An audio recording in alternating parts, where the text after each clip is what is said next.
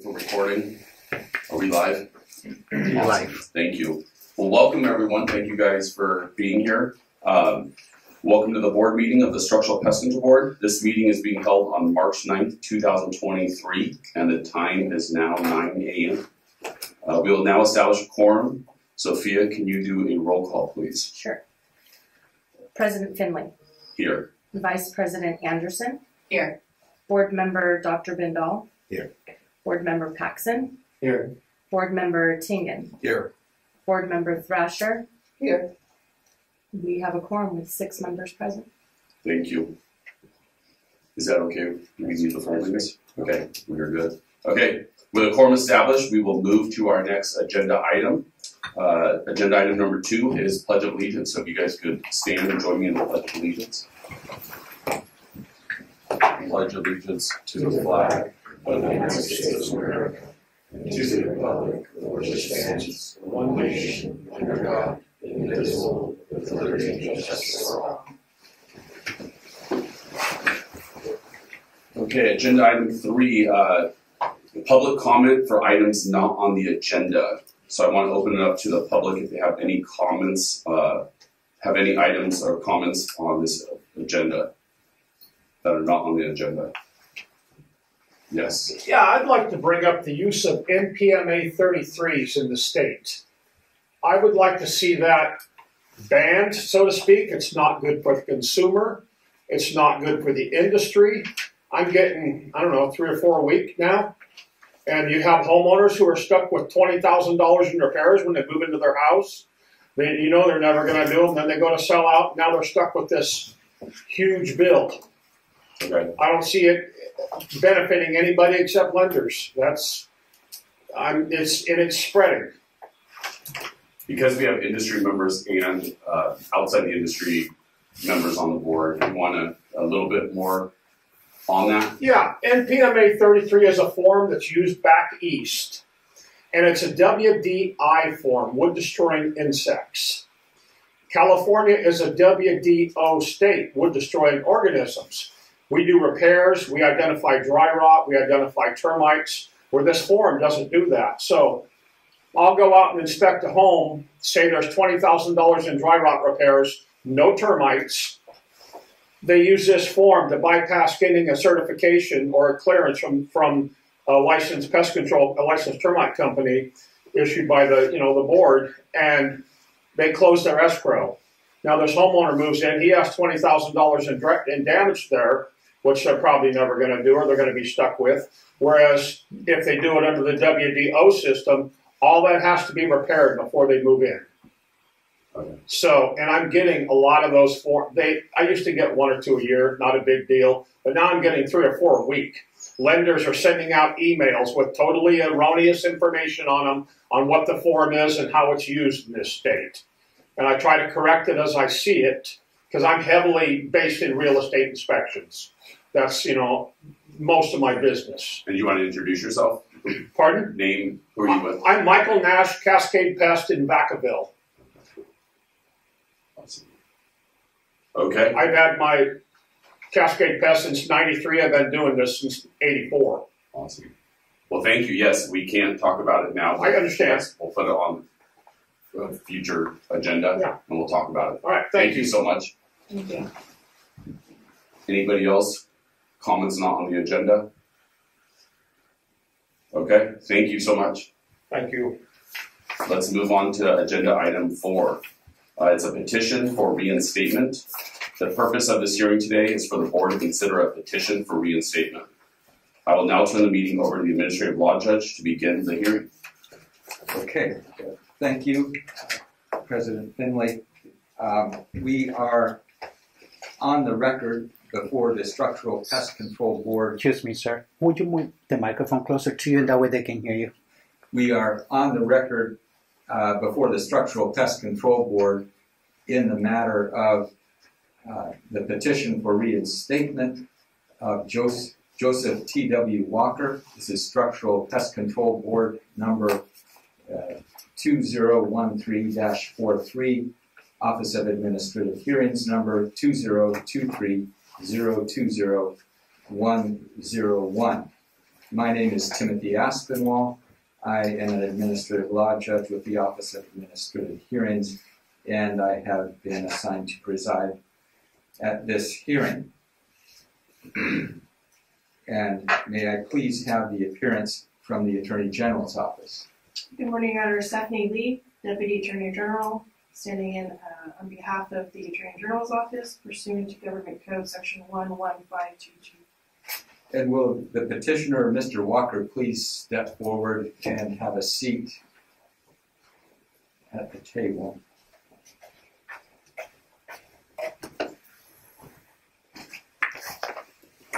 Now, Mr. Walker, you and I spoke a little bit before the hearing, and I mentioned to you that these proceedings concern only your rehabilitation since the revocation from which you're seeking relief. This is not an opportunity to relitigate past events, okay? And I know you understand that because we talked about it before the hearing. So procedurally, the Deputy Attorney General will first present the case and a summary to the board, and including your petition packet, which I will mark and admit into evidence. You will then have an opportunity to testify under oath in addition to a witness you may have. And I also understand you have a witness, correct? Yes, sir. Yes, sir. Okay.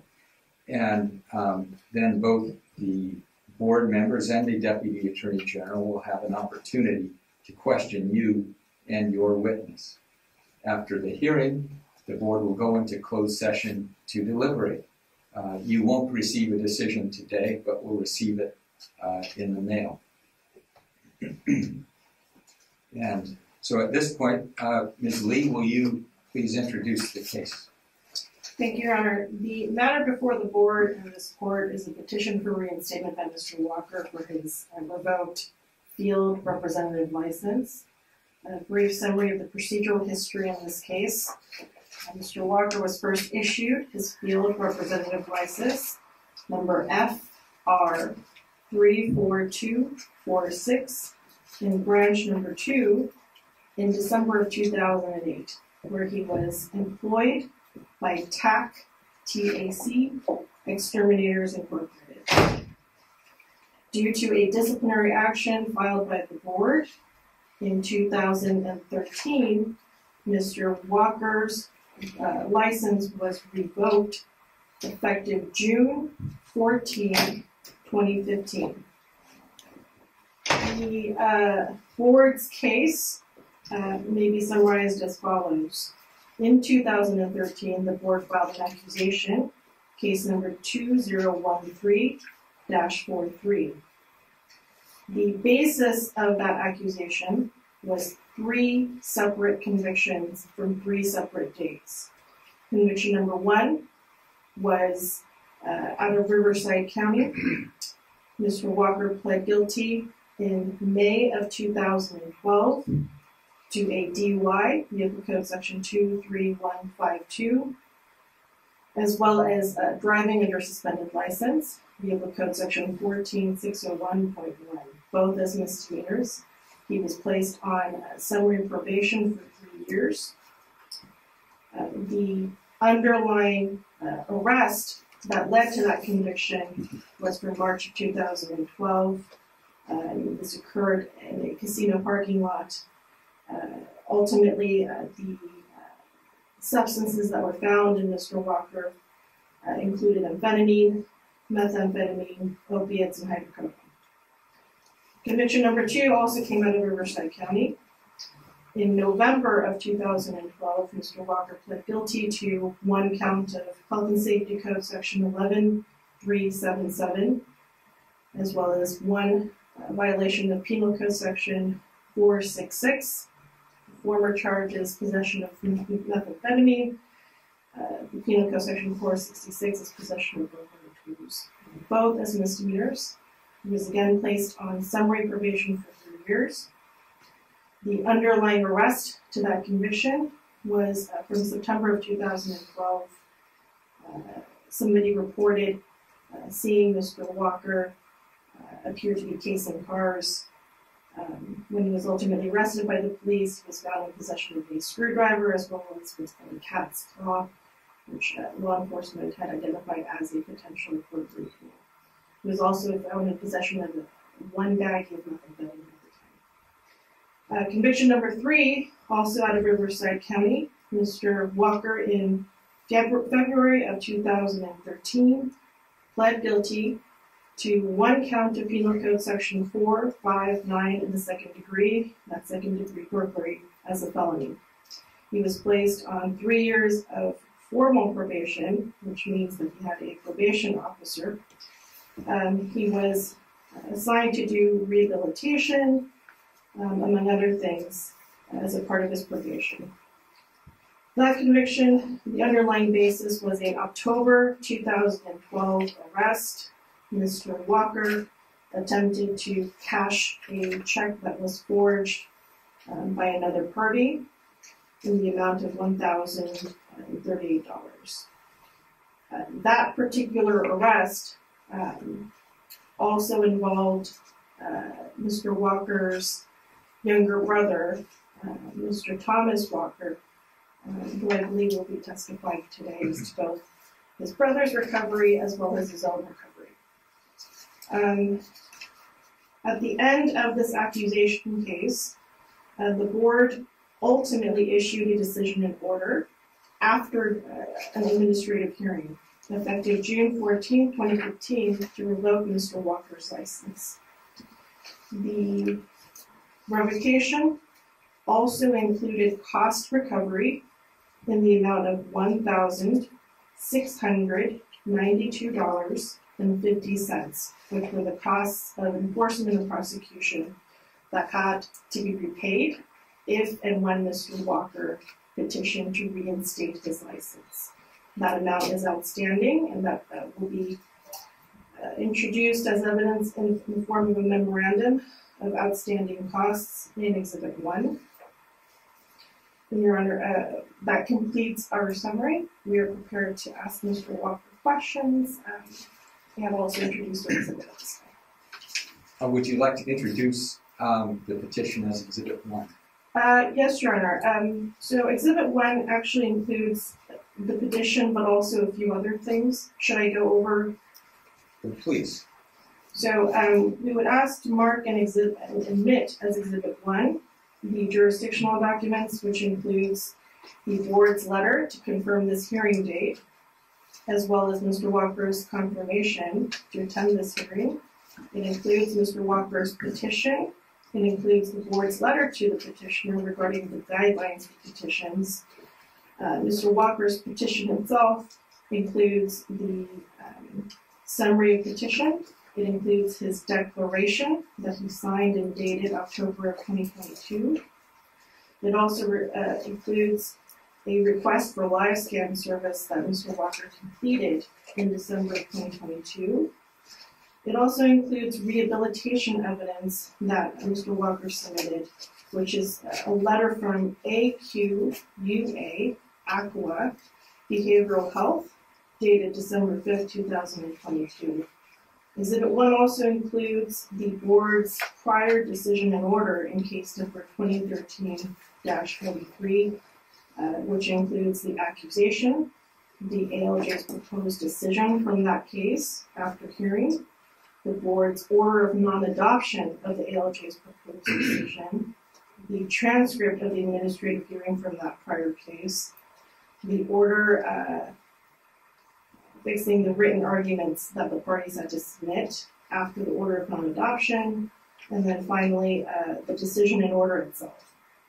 It also includes a memorandum from the board regarding the outstanding costs, which will show that if Mr. Walker were to be reinstated presently, he would owe the board $1,692.50 as a condition precedent.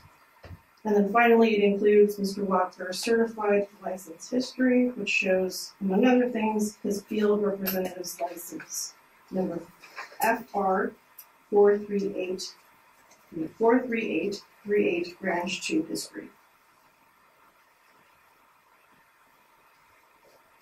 Okay, thank you. And so the petition and related documents are admitted as Exhibit 1. Thank you, Your Honor. We're prepared to ask questions to Mr. Walker at this time, or whatever format the court prefers. At this point, I will swear in Mr. Walker and allow him to testify, after which you may ask him questions and the board members may ask him questions. So, Mr. Walker, if you would please stand and raise your right hand. Do you solemnly swear the testimony you are about to give shall be the truth, the whole truth, and nothing but the truth? I do. Please be seated and please state your full name for the record. My name is Joseph Thomas William Walker. Good morning, everybody, and thank you for giving me this chance to proceed with the case here. I have a immense. Sir, let me interrupt you for a second. Use the microphone, that way they can hear you better. Yes, I've had an immense criminal record in the drug. It was I have been into drugs and alcohol for a long time, and I was a kid.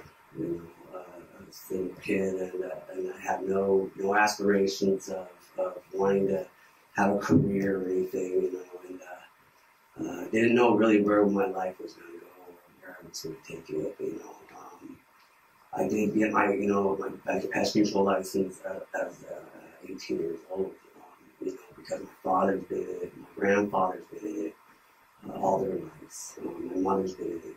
It's a family thing that's been passed down generation to generation, and me and my brother are also doing it.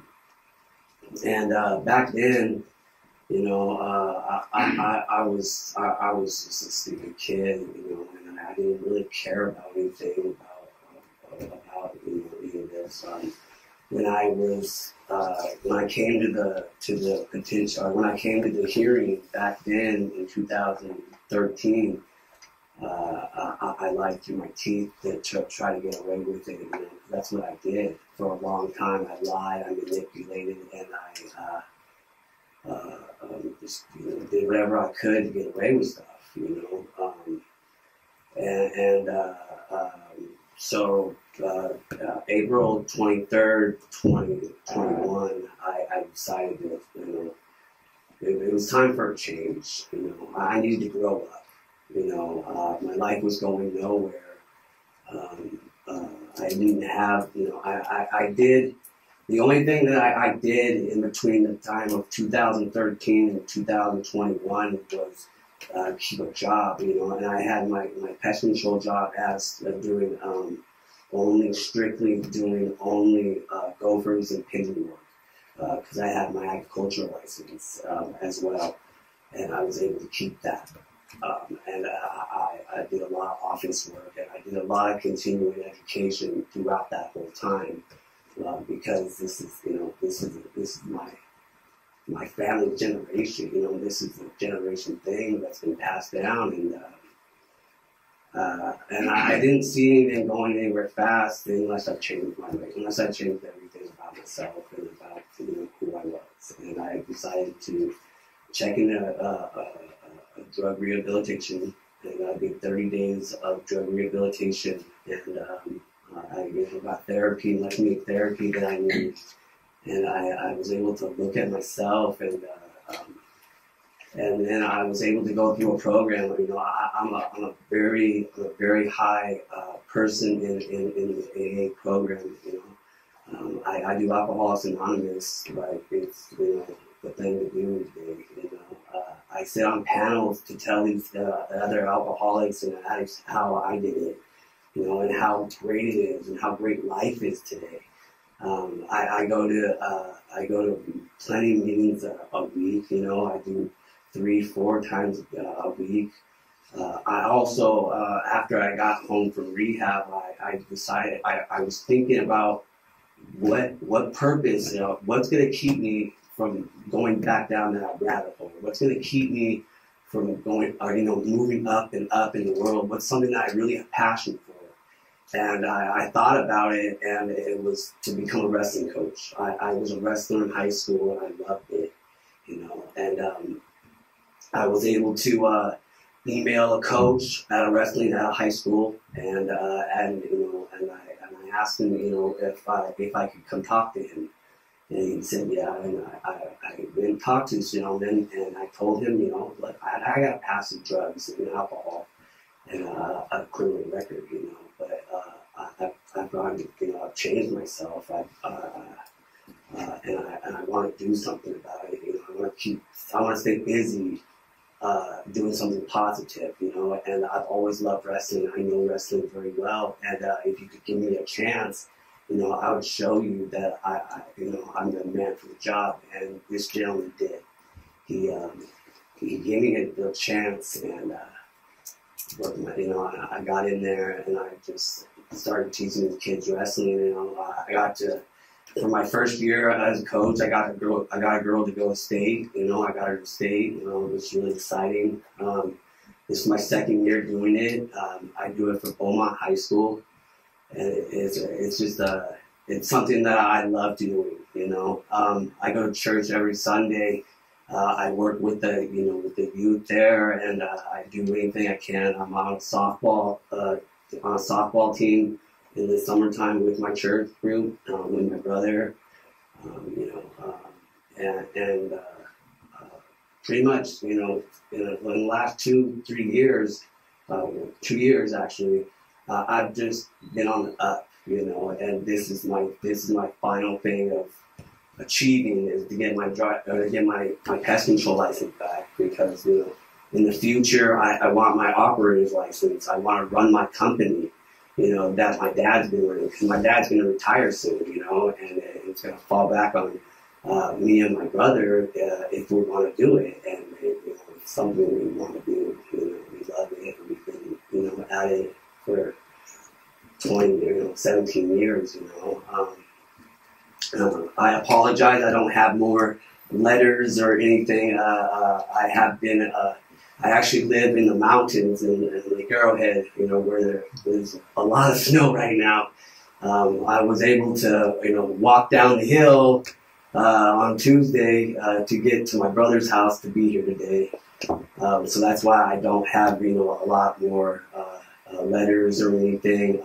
My dad was going to come, but also he's stuck in the snow too to be one of my witnesses. I do apologize about that. But this is my life. I love pest control. I love doing it. I love making customers happy, solving their problems. And like I said, it's been in my family for generations, and I want to continue to keep it in my family. I haven't been in trouble with the law in over 10 years. I did have some trouble, but I also learned my lesson. I haven't committed a crime. I haven't wanted to commit a crime. It did take me a long time to realize that the drugs were my problem. The drugs were my problem. I knew I had a drug problem, but I wasn't looking to get, anything to get it accomplished, to be so good, but I don't take that big back. I love sobriety. I love my life today, and I wouldn't do anything to change it. Thank you. Thank you. Ms. Lee, do you have any questions? I do.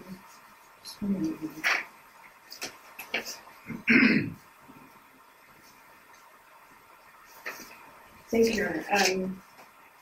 Mr. Walker. So I'm going to start by asking you some basic questions, and then we'll go over some of the stuff that you covered today and some of the stuff that I covered in our introduction. So how old are you? I'm 35 years old. So if we do the math, your last conviction was 2013. How old were you then? 25. 25, okay. Yeah. So you're mid-20s, okay. Yes, ma'am. Do you have any children? No, I have two stepchildren. Do they live with you? So one does, one's 18. How old is the younger one? Yeah, he's 14. And do you have a spouse or I have a partner? wife, yes. Sorry. I know you're anticipating my questions for the purposes of Oh. recording. We can't overlap our question and answer. Oh, So it has okay. to be clean for the record. Okay, so you have a wife, and how long have you been married? I've been married for 5 years. Is this the same? You had a fiance with you at the time of your hearing. Is that the same person? No, Okay. no. All the stuff at my beginning, like I said, my first hearing was, I'm going to be honest with you, because that's what I'm about today. It was all a bunch of BS. I said anything I could to make people feel sorry for me, and I didn't deserve it, and for them to take my license, I deserved that. So, yeah. Okay. And then in terms of financial support, do you provide financial support to the child that lives with you? Yes. That's it. And then what about the child that doesn't live with you? No, he's 18 years old. He's on his own.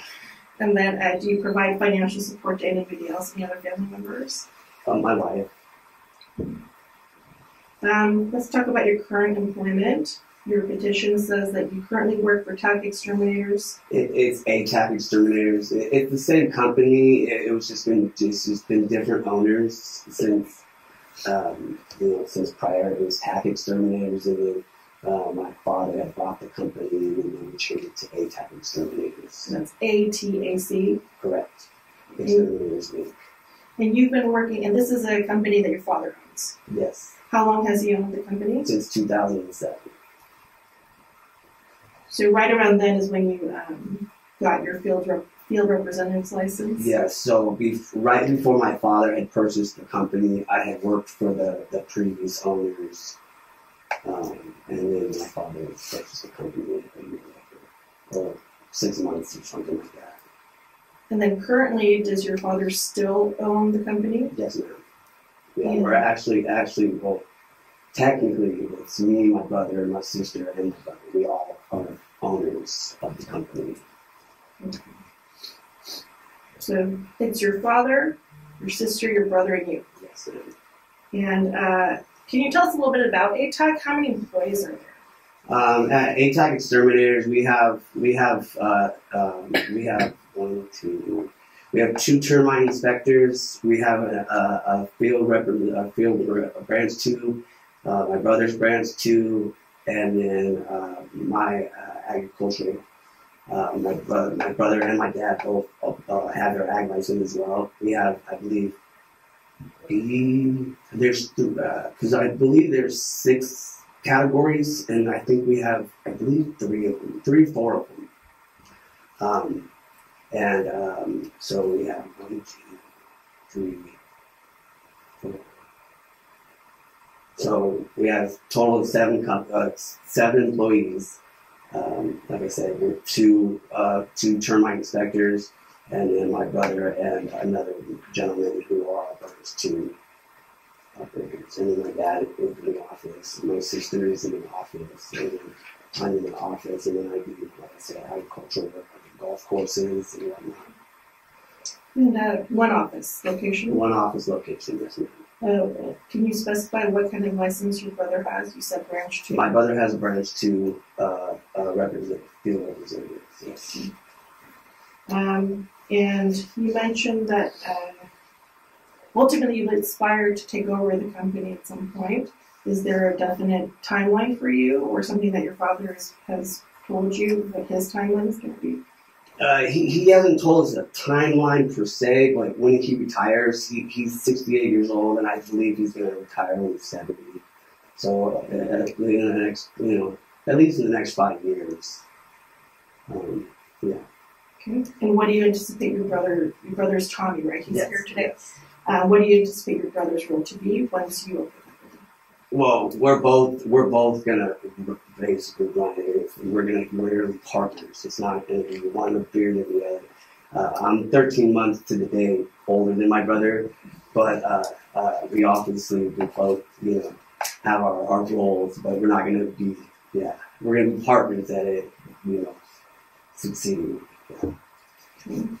Yeah. And during the entire time that you had your license, your field representative's license, did you always just work for your father's company? Well, yes, except the 6 months of the transition of when the previous owners of that company, when my dad was buying the company, I worked for him. Okay, so no other non-family business. No. You mentioned you've done a lot of continuing education. Mm-hmm.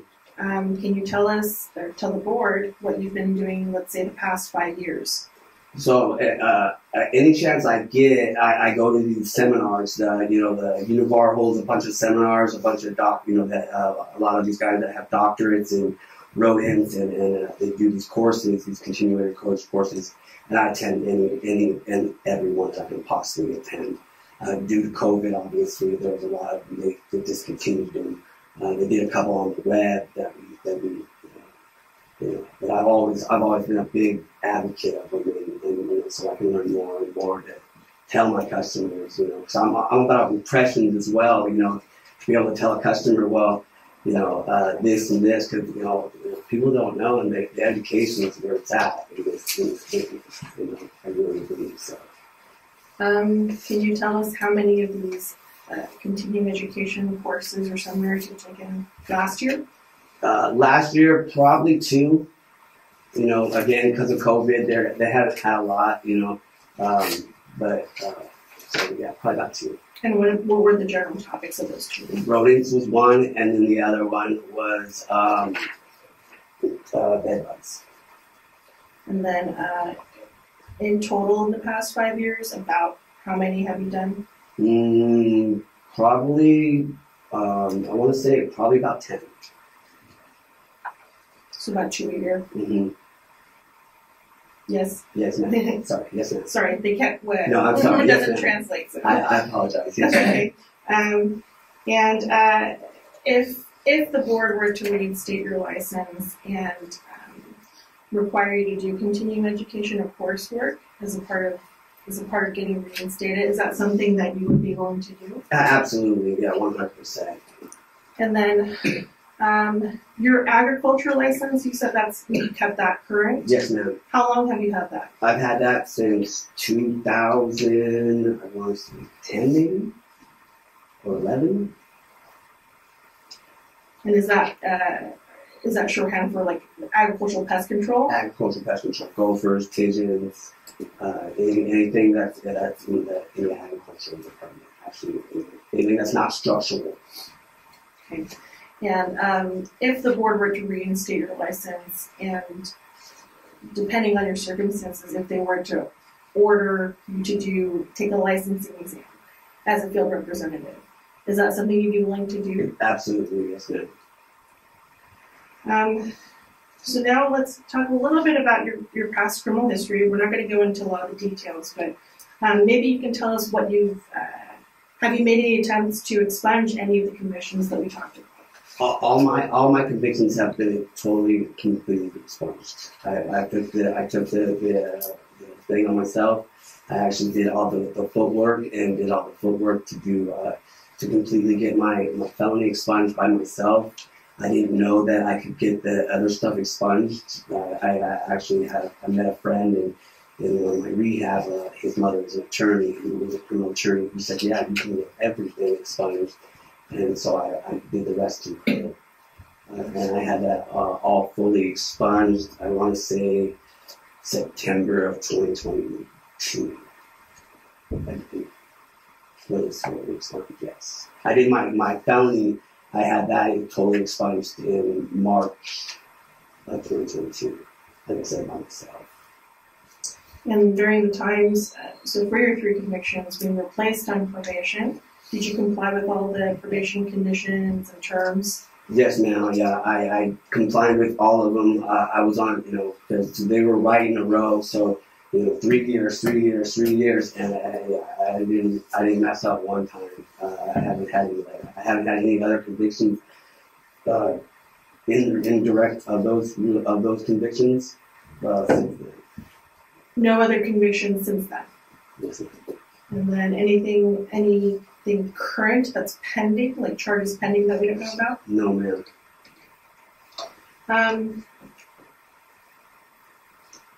Something that was covered in your hearing, and I think it might be helpful for the board to hear again, is I think you went through some sort of circumstance or life circumstance at the time that you picked up these convictions.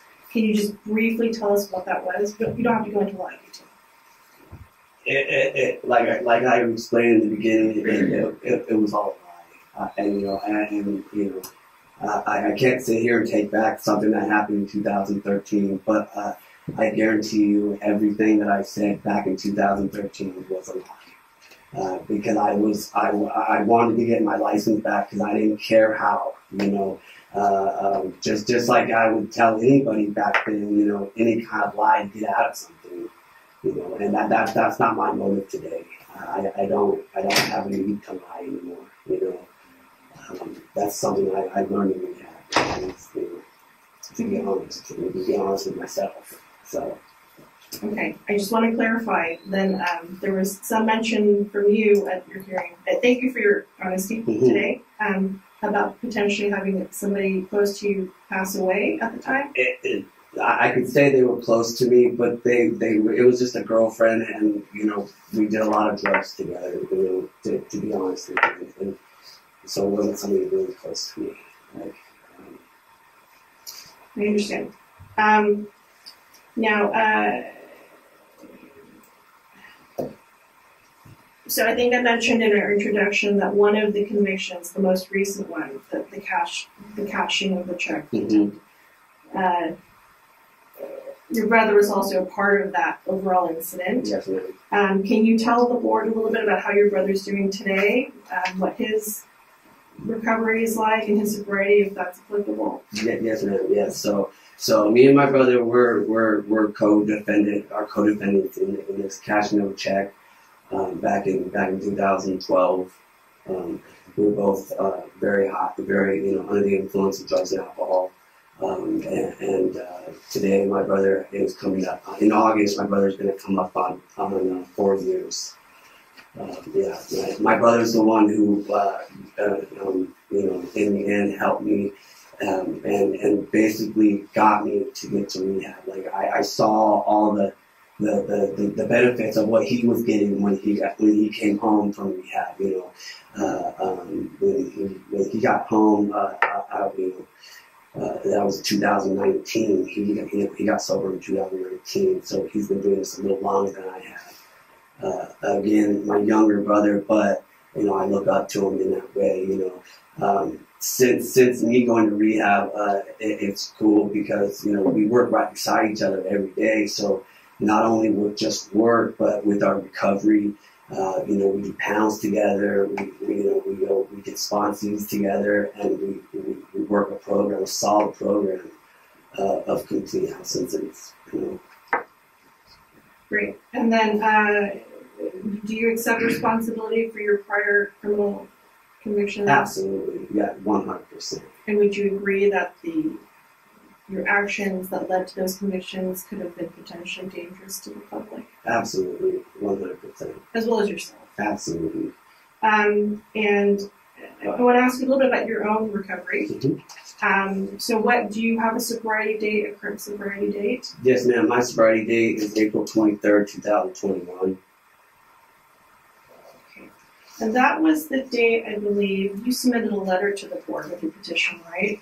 From Aqua Behavioral Health? From ACUA. It's ACUA, yeah, from ACUA. Yeah, they're a health and mind and body, so they're mental health and drugs and alcohol as well. And just for the court's reference, we're looking at AGO 15, 015.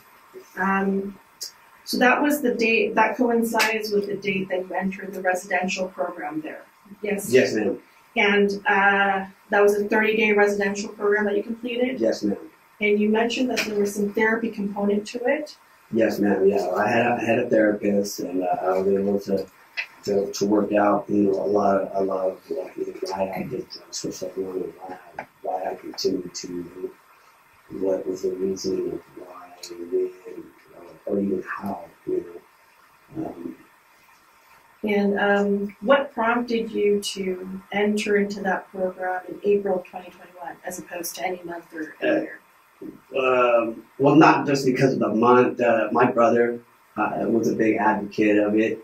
Like I said, my brother got home from rehab and he was going to meetings and stuff, and he was taking meetings, and just holding on, hoping that I would get on the same track as him, get on the same train per se, and just kept just trying to lead me, and I finally took it. I finally just took it by the horns and said, "Let's do this. It's time," and I did. And when I got to rehab after a little bit of time there, I said I figured out. I tried to figure out how am I going to continue doing this, and it was following exactly what my brother does, because my brother is a big example of what sobriety looks like today, and that's what led me to want to do. Like I said, all the perks and just him being happy. It's the small things in life. I can honestly say today I'm a happy person. I love life today. I love everybody. I'm gonna change it. Was the Akua residential rehab, was that the first time you had tried therapy before? No, ma'am. No, I've tried other rehabs, therapies, and I came to the conclusion that at that time I just didn't want to do it. I was still a kid, and I guess in some people's eyes, you're an adult when you're 18, and then in my life that wasn't what it was. I became an adult when I finally decided to act like an adult, and it took a long time, but I got there, and it's not too late, so. And then currently, are you going through any therapy currently? I don't. I guess I can consider it therapy. My only therapy today really is to help other alcoholics, because that's what I was told after going through in the steps of Alcoholics Anonymous. The 12 step is to help another alcoholic, and that's how I stay sober today. Is I help other alcoholics daily. Are you a sponsor? I am a sponsor, yes, ma'am. And how many people do you sponsor? Well, right now I only have one. They come and they go, just like anything else. Anybody that knows anything about sobriety and sponsoring, they come and go. And not all of them stay. And how long have you been a sponsor? Since May of 2021. I did my 30 days in rehab. I got to step 7, leaving rehab. And by the next month, I was able to get to the rest of the steps. Okay. And just so I understand, you don't have a professional therapist at this point? No, ma'am. In terms of AA or NA meetings, I think you mentioned that 3 to 4 times a week. Is that a pattern that you currently hold, or that you held in the past? No, I currently hold that. Okay. Yeah. When I first got sober, I was doing 90 meetings in 90 days. So. And how long have you been doing the 3 to 4 meetings a week, that pattern? Probably for a year now.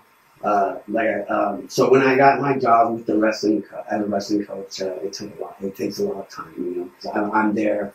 I'm not just there for season. I'm there all summer long. I'm there all year long, because I help coach the little kids in the winter time. When it's not season, we have a club wrestling, and I'm a coach for the club wrestling as well. So it does take a long time. And are you currently, besides the NAA meetings, besides the work that you do as a sponsor, is there any other support group that you're a part of? I do a lot of panels. I'm a part of, I have dedications of panels to 3 different rehabs in the Orange County area that I do a panel at least once a month. Is that you presenting your story to other people? Yes. Yeah. Me and my brother both do it at the same rehabs. And about how long have you been doing this work? Since May of 2021, since the first 30 years ago.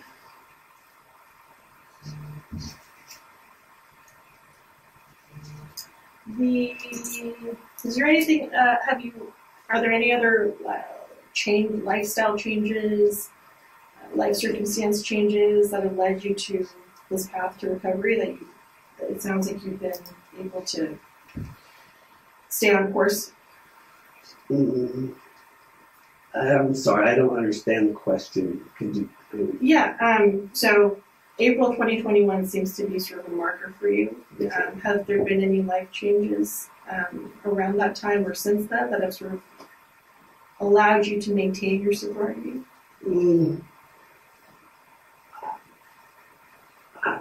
Besides maybe just a mindset shift? Yeah, I think it's just a bigger mindset. Nothing really, like a life altering, something, nothing really major. I just figured it was time to grow up, and and this is the way to do it, and that's not getting nowhere except in the jails and hospitals and down this destructive path that I don't, and I tell people this all the time. I love wrestling, like with passion, and I can't coach wrestling, be around kids, and because I can't have kids of my own, biological kids. So all these kids, I look at them all as my own.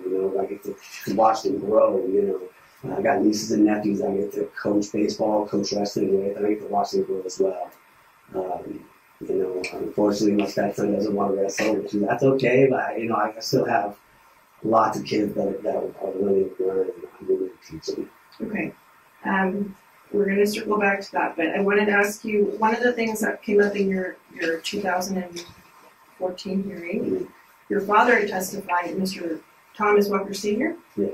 And one of the things he mentioned was, at that time, in order to keep you on track, he was doing random drug testing. And he was also, because of the way that your cars were outfitted, he was able to track your movements through the GPS. Obviously, when your father retires, I don't know, you're not going to be drug testing yourself. What are the safeguards in place at your company once you take over? What is the reassurance that the board can have? So again, and I have to circle back to it because that's what it is my wrestling. I coach wrestling with a school. That's the school in California. They have their I have to do my my random drug test there. I can't have any criminal history. I can't have any criminal charges against me, anything like that. And because once that goes, I'll be honest with anybody. If I ever go back to that lifestyle that I was in, you'll never see me again. And I know that. And that's not what I want. That's not what my family wants, and that's not what I want. Okay, so now let's go back to your wrestling position. Is that a paid position? Yes, it is now. When I first got on there, it wasn't. It was just volunteer work. And are you an assistant coach? I'm an assistant coach, yes ma'am. How long have you held this position as a paid position? 1 year. And how long have you been as a wrestling coach overall at Bowman High School? 2 years. And then the age range is just high school? Well, when it's season, like when they're in school, it's from 14 to 18. And then in summer, it's summer, but it's through spring too and stuff. So club wrestling is anywhere. I've taught kids that are 8 years old from 8 to 18. Okay. Does that mean that you're employed by that school district? I'm employed for the season for the high schoolers, but everything else is just volunteer work. Okay. Yeah, all the club wrestling. So from the months of November to February, that's high school. That's what the high school. That's what I'm employed for, being paid for, and then everything from March till October is all club, and that's just like my time. Okay. Yeah. So does that mean that you are a seasonal employee of the district, or are you like a seasonal employee of the district? Yes. Got it. As opposed to like an independent contractor? Right. Okay. And just so we understand, the random drug testing, the maintaining a clean criminal history, those are requirements of your job? Yes. If the board were to, is anything else that we haven't covered, like you mentioned church, your wrestling coach activities, all these other things, anything that we haven't covered I don't think so. in terms of your activities with the community? Yeah, I don't think so. And you mentioned something about softball. Do you also teach softball? No. I play softball. When they need me, I'm not really good at it. My brother's really good at softball, with baseball coach. But so through the church that we go to the Grove Community in Riverside, and they have a softball team that I can play down a couple times. Yeah. If the board were to reinstate your license with certain conditions, is that something that you would be willing to accept? Absolutely. And if the board were to reinstate your license and in order that you pay the $1,038, thank you. Yeah, I mean, I can have checked that today. $1,038. No, that's not right. Same one. How much was it? $1,692.50. Is that something you would pay? I pay that. Yeah, I can pay that today. Yeah. Okay. So now we're almost done. Is there anything that we haven't covered that you would like to tell the board that we haven't covered in my questions? I don't think so. Okay. I don't have anything else. Thank you. Okay, Mr. Finley, do you have questions? I do. Thank you. Thanks for being so open and honest, and thank you, brother, for leading me down the right path. So I applaud you. Thank you so much. Yeah, I've written some stuff down while you were talking. I wrote married 5 years, but sober 2 years. How has that changed as far as like the marriage? My marriage is a lot better today. You know, when I first got married, I was on a patty, but you know, I just didn't care about my morals, my values, or nothing. But when I did decide to change, you know, my marriage became a lot better. And is she an addict or? She was, yes, she was an addict, but she had like 3 or 4 years, you know, before we got together that she's been sober because she's had children. So she still currently is sober? Yes. Yes, sir. Okay. Yes. Awesome.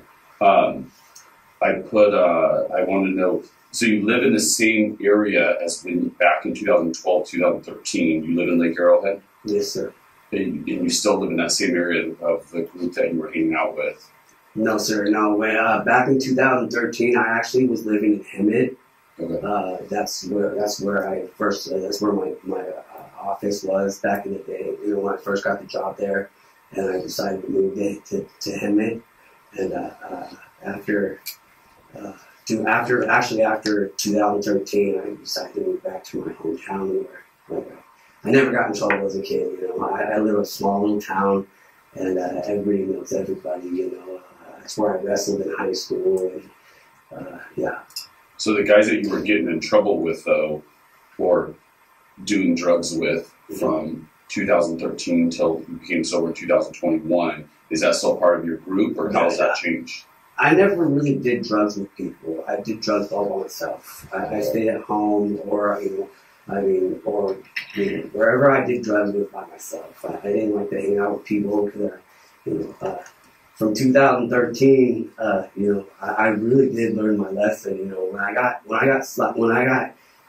got felony charges and arrested for I got arrested for the last time, and I told, that was the only thing that did stop. Was I stopped committing crimes. I figured that, I'm going to do drugs and do it by myself at home where I can't get in trouble.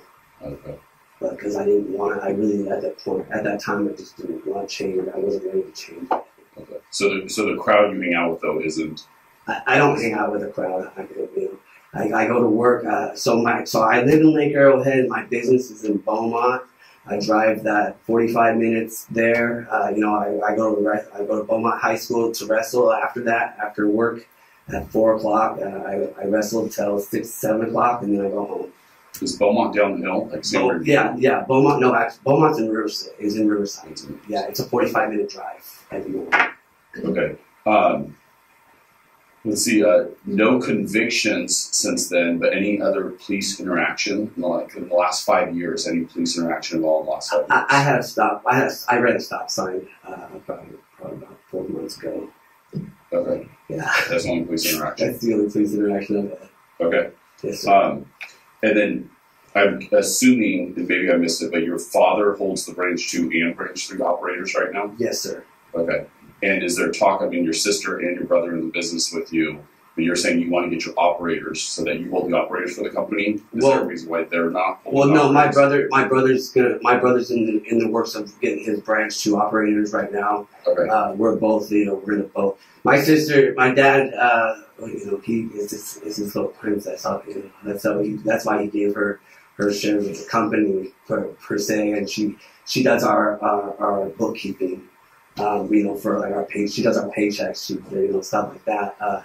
That's all about she is with our company. But me and Tom are the ones that are going to get our trying to get our operators. And are you both trying to get, sorry for interrupting you, No, it's okay. are you trying to get operators through in the branch 3 and he's getting branch 2 operators, or both of you trying to get both operators, or what's that look like? Honestly, I for now, we've talked about it. We in the future, we definitely both are gonna have both our branch 2 and branch 3.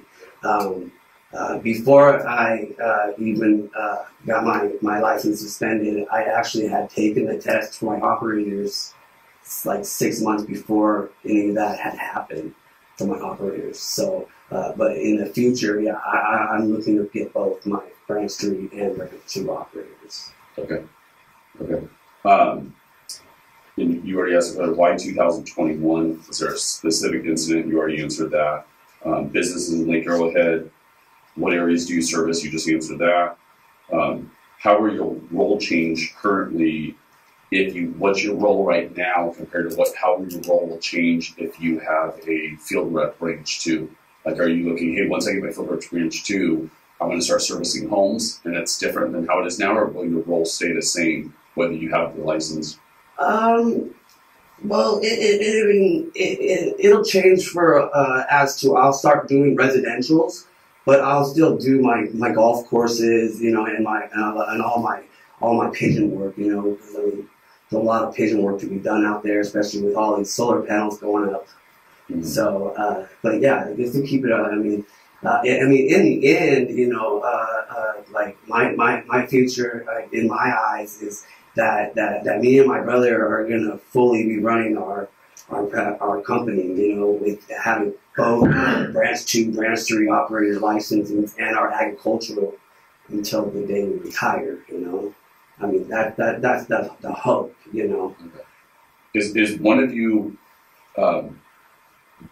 getting their branch 3 field? Does either one of you have a branch 3 field rep? No, we haven't done that. We've had our branch 3 guys. We had one that we just hired last year, and then our other guy has been working with us. He actually worked for the company before we bought it, so he's been working with them as the branch 3 field rep that whole time. And like I said, and my dad's also had his operators. My dad's been doing this for 50 years, so that's why he's held on.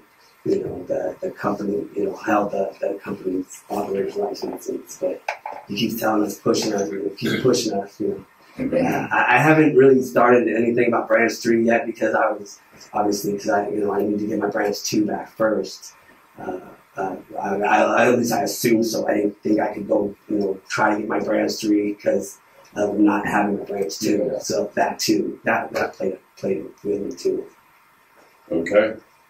That's all the questions I have. Thank you so much. Yes, sir. Who's that? Thank you. Mr. Walker, thank you so much for your transparent and raw testimony today.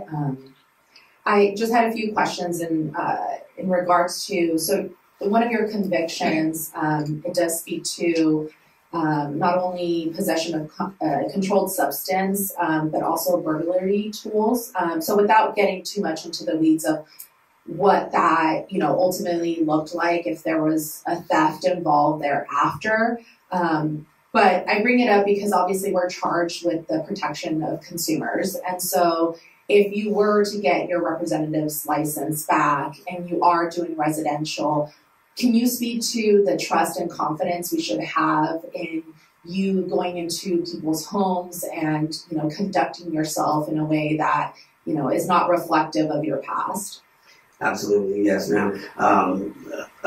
The conviction was with for somebody calling up the police, assuming that I was looking in cars.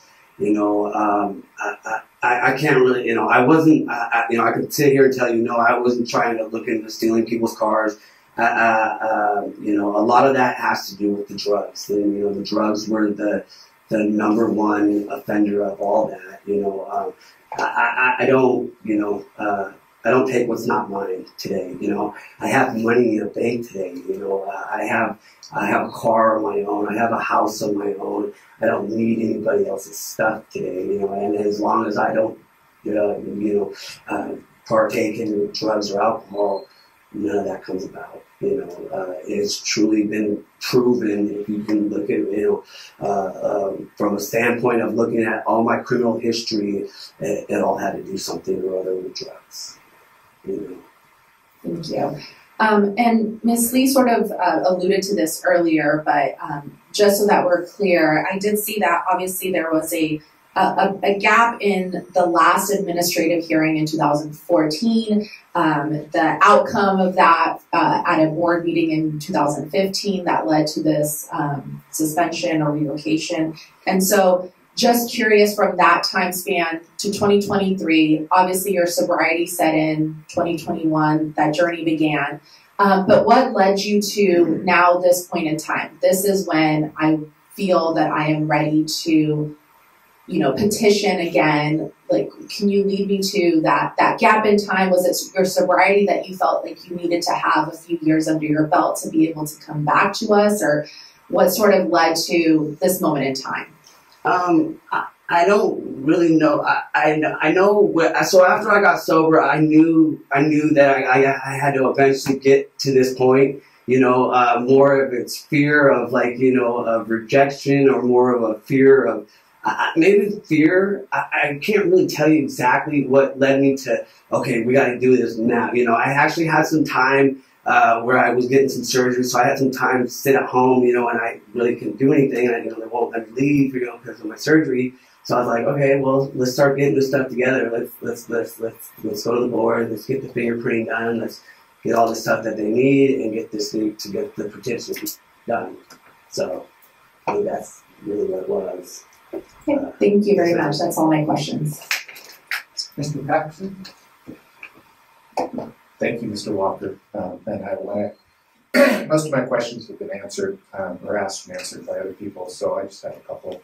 And I want to thank you for being here and being honest with your description of your approach the last time you were here. But it invites the question that I have to ask. If you lied back then, why should we believe you today? That's a good question, sir. And it has to come back to, like I said, when I back in 2013, when I came to the board meeting, I was high back then too. I didn't care. Like I said, since I've been sober, I haven't lied one time. If it came about, because that's something I had learned.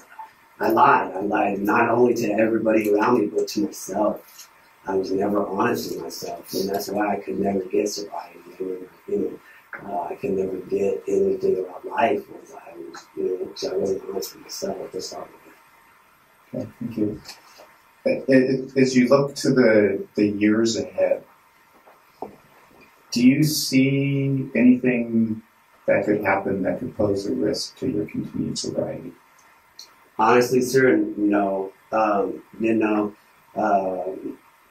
I don't see anything. I've had this question asked. My own father asked me this too. What happens when I'm not around? What happens if I die tomorrow? And back in the day, I would tell you I'd probably go get loaded again. But that won't help me today. Today, I've learned that stuff doesn't help me. That stuff never helped me. It's never done anything but hinder me. And there's nothing. I have a like I said, I have a passion for wrestling. these things, being sober is the only way that I can coach wrestling. Being sober is the only way that my family is going to stick around me. You know, being sober is the only way that my business is gonna thrive. You know, back then, you know, I was stealing from my business. You know, from myself, from my brother, from my dad. You know, and you know, so. Thank you. And your brother's going to testify too? Yes, sir. Okay. You made a comment about him being better than you at baseball. As a little brother, I just have to say that little brothers are always better than little brothers. Thank you. Ms. Thrasher? Good morning. Congratulations.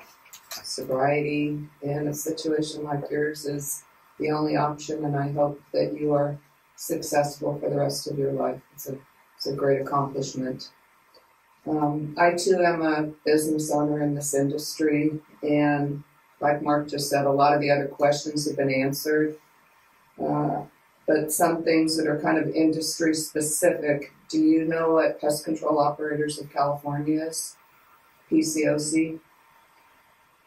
I will tell you what it is. I don't know. It's an association where fellow pest control companies all come together by districts. I don't know, like you guys are in a small town, so I don't know what your closest district is. But you meet other business owners, and you know there's a guest speaker monthly. Then collectively, there is a quarterly meeting at different locations throughout the state. And if you're not familiar with it, I just encourage you to familiarize yourself with it, because you'll learn things that are coming down the pipe, you know, whether it's about rodenticide or new regulations or PPE, you know, whatever it is you need to know. It's just a good way to run a business and stay on top of things. And it's also good to know your competitors. You know, you compete Monday through Friday during the day, but at these meetings, you come together as friends and support each other. The other comment that I would have is when you say your dad holds the branch 2 and 3 operator's license and you guys do not have that yet. I lost my husband at a young age, and he held one of our 2 licenses. Together we both had branch 2 operator, but he had a branch 3.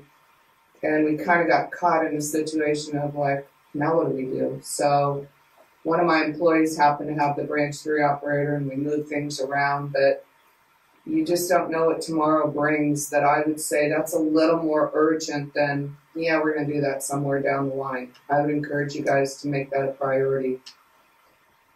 Besides that, good luck and keep at it. Thank you. Thank you. Dr. Bridwell? I commend you on this path of recovery. But continuous recovery is the key moving forward. That's often the challenge, right? So keep it going. I just have one question for you. The inpatient rehabilitation happened in April. Since then, have there ever been any random drug tests done at school or elsewhere? Yeah, my dad for the first year was random drug testing me. I get random drug tested at the high school. But yeah. Do they document the results of those random tests at the school? I believe they do. Yes. And those tests have been done since April of 2021 till now? Yes, sir. Okay. Thank you. Mr. Tengen? Thank you. Congratulations on your road to recovery. I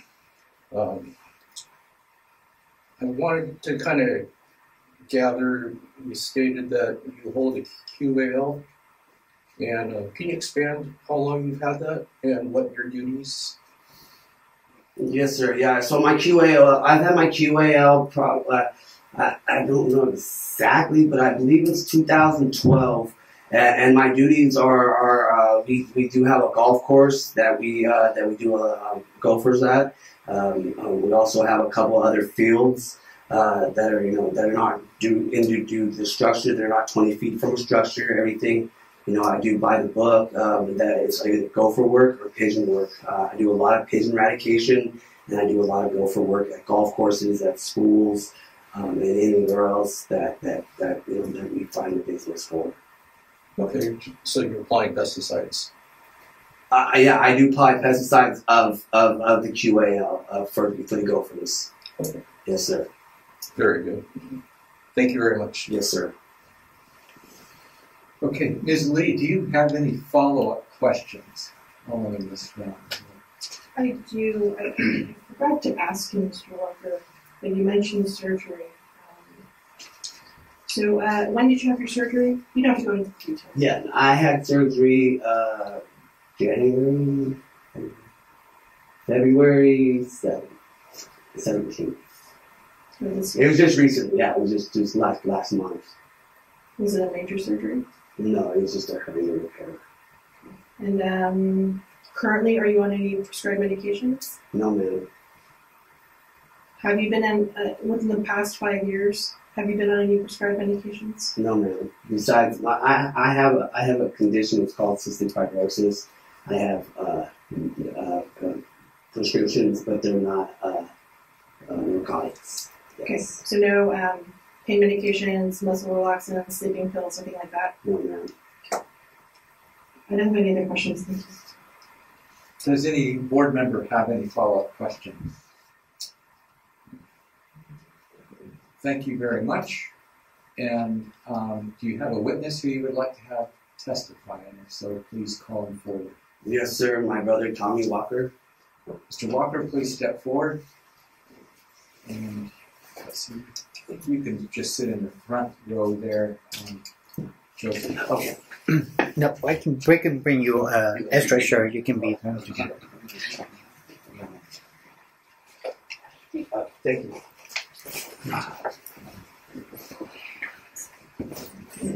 Okay, Mr. Walker, if you'll please stand and raise your right hand. Do you solemnly swear the testimony you're about to give shall be the truth, the whole truth, and nothing but the truth? So help me God. Thank you. Please be seated and state your full name for the record, please. My name is Thomas Christopher Walker. Okay, and please tell us what you have to say. So thank you for allowing me to be here. So a little background on my recovery. A little background on my recovery. I had a similar past to my brother. We got in trouble a lot together. We've always been really close in age, obviously, which kept us closer in relationship. We did drugs together. We got in trouble together. There was not much that we haven't done together since we were born. Our dad bought this company. Our father bought this company in 2008. We both moved to Hemet, California, to be closer to work, and that's when life started spiraling downhill. I'm not going to blame it on the town that we lived in, but we looked for the trouble, and we really, that's when our drug use really took off, and it got pretty ugly. That's when we caught all those cases, and so 2018 came around, and I got into a lot of trouble. And at this time, I was doing this all by myself. I was committing a lot of crimes. I was in a really bad place, mentally, physically, spiritually. My wife was leaving me. She was tired of my actions, and I hadn't been working for the company due to my drug and alcohol use in well over 2 or 3 years. So it was just I was just stuck in this spiral of just negativity, and so 2018 was one of the worst years of my life. And how I made it out alive, I'm not sure. Probably by the grace of God, but 2019 came around. I got sentenced to the first deal they threw at me was 10 years upstate in the penitentiary, which scared the heck out of me. And my counsel had fought and fought and fought, and the judge gave me some grace, and they put me back in rehab for one last time, and they said this was my last chance, and that something better change, or I'm going to spend a lot of time in prison. So at that time I was at a crossroads, and I'd been to numerous rehabs before this, and I just wasn't ready, but I think this time was where it broke the camel's back. I was just ready. I had nothing left in me. I had no fight left in me. I didn't have any great ideas left. I was tired of lying, all the time to everyone. And so 2019 was the time that I was ready to change my life. I was ready to grow up, and I was ready to make better decisions, not only for myself, but for my family, for our company, for the future of my family, So I went to the same rehab. And if you guys, I don't know, I submitted all the paperwork because I got paperwork from the state, from the Pest Control Board, for revocation of my license, of my branch 2 field rep. And so this was in 2020 when you guys sent me the letter. And so I put all the documentation together, and I submitted a beautiful letter about my rehabilitation. And so since August 23rd, 2019, I dedicate, I made a decision, to build on the program of recovery, a true program of recovery through Alcoholics Anonymous. And I haven't looked back. I haven't looked back. I grinded for the first year. I didn't do anything except for go to meetings, work steps, and help others. Go to meetings, work steps. I would do this day in and day out for the first year of my recovery. I was just like tunnel vision on changing my life and changing my behaviors, changing the way I thought, because the way I thought before was ugly and it was disgusting, and it took me to a place where I didn't want to be. And through this whole time, from 2019, from August 23rd, 2019, until April 23rd, 2021, I got to watch my brother just bury himself in this drug addiction. And he would come around and he was just so jacked up, and it was hard for me to watch him go through that, but I stayed strong, and I still did everything that I did from day one of my recovery, And I stayed accountable was the number one thing that I did. I would go to the office every single day, and I would see my dad, and I would be a part of the company, and I would try to give back as much as I could because of what I took in before. So Joe would see this. Joe would see me, and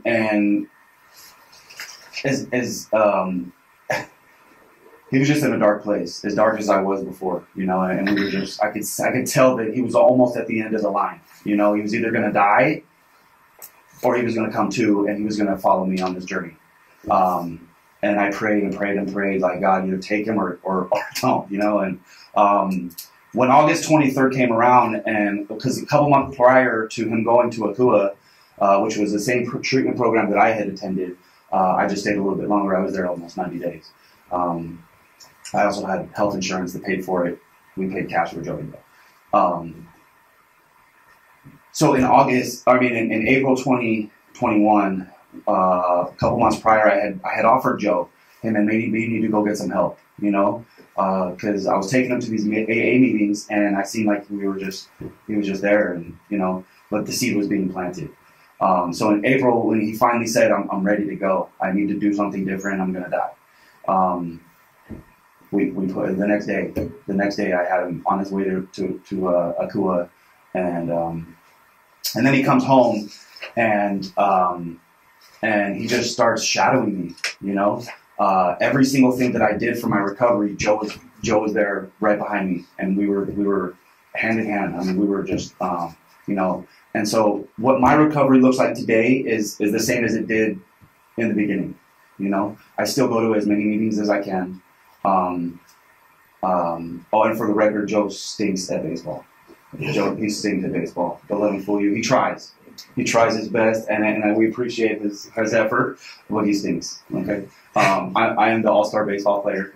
So I teach my kids. I have 2 sons, ages 16 and age 11, and I coach both their baseball teams. So that's what I have a passion for it. And Joe is my assistant coach, one of my assistant coaches, and we love it. You know, it's out there just teaching these kids, and you know, we have really changed. I mean, if you look at us, if you see us on a movie screen, right? Because it could be a reality TV show. It really could.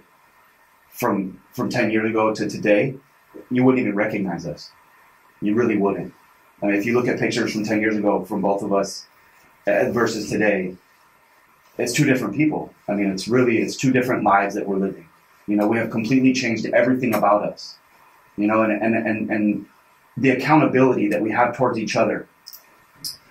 We wake up, first text message, obviously it's to my wife. The second text message is to my brother. Good morning. Hope you're having a great day. I'll see you at the office. And I wait for that text back, you know. And then we go to the office and we see each other at the office. We get our days planned out, and we sit together at a desk just like we are now, and we plan our day. Boom, boom, boom, boom, boom. And then, you know, and we stick to the plan, you know. So the accountability there, not only for the business, but also for our recovery. If he's struggling with something, he comes to me. If I'm struggling with something, I can go to him. And it's a cool little gig we have going, to be so close to each other and have this, to be able to just kind of ride this road together is phenomenal, because a lot of people in recovery don't have that. They don't have that person or those people. And not only do we have each other, but we have created like a whole community of people through the program of ACUA, Mind and Body, the alumni program. They have an alumni program that they have available to us that has aftercare meetings once a week. We go to this alumni meeting, and you know, I never left that place. You know, that place has been the driving force in my recovery. I picked up hundreds and hundreds of sponsees. I have sponsored more people than, I mean, it would blow your mind on how many people I have tried to help through this process. And like Joe said, only, I would say about 2%, maybe 3% of them actually stay and change their lives. You know, they were just like me, you know, year after year after year, trying this thing and just not understanding how it works and not willing to do what it takes to actually follow through and change your life. But I really want to point on the accountability part. Like Joe, I know where he's at every minute of the day. Every minute of the day, I know exactly where Joe's at. He knows exactly where I am. And the communication is really where it's at. You know, our father, you know, he's getting ready to retire. You know, he's getting ready to retire, and I have already submitted my application for my branch 2 operators test. They just sent me back the date that the approval, which I got to go now on and set my date for my test. So that's already in motion. I already took the test once last year, failed the test, missed it by 14 questions or something. But I'm ready now. I'm ready on it, and the next time I take the test, I will pass. So that's already in motion. After I get my branch 2 operators, I am planning on working on my branch 3 field rep. Yeah, I think that's all I have. Well, thank you for being there for your brother. Leading by example. Awesome. Ms. Lee, do you have any questions? I do. Thank you.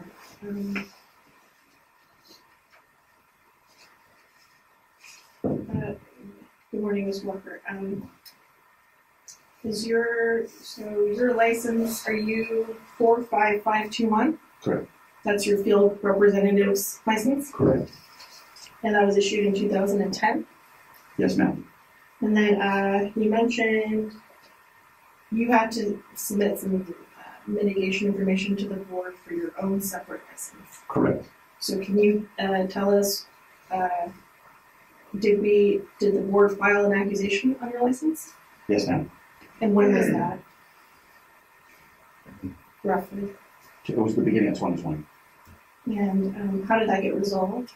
I submitted all the documentation from the time, because there was certain charges. It was a domestic violence charge and then criminal threats on a peace officer that I had gotten in 2018.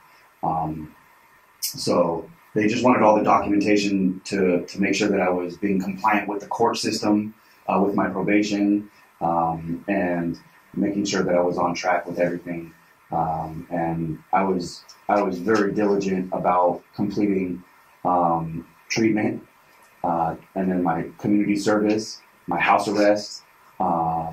It was a lot to do. It was a lot, and in the first year, in 2020, I completed everything, and then I submitted all the paperwork of all the completion letters, and all my aftercare treatment. After I was out of inpatient treatment, I did outpatient. So I just submitted all the paperwork, and I also wrote a letter, a beautiful letter, that explained everything that I was doing day to day to better my life.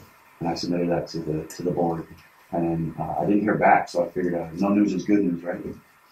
And I checked my license, and they didn't revoke my license, so I assumed that I was good. Okay. Do you know if you have an accusation pending? No, I do not. You do not have an accusation pending? No. Because since then I have applied for the branch 2 operator, so obviously my license is in good standing. And then,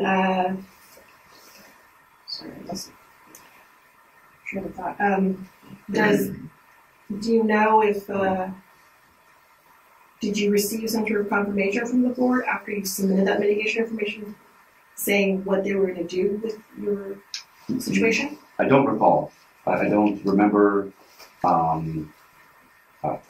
I was very busy at the time. I don't know if the office may have received it and stuck it in a file, but I don't remember personally receiving anything from the Pest Control Board stating that it was approved or not. I don't, but obviously my license is in good standing because I do check that often.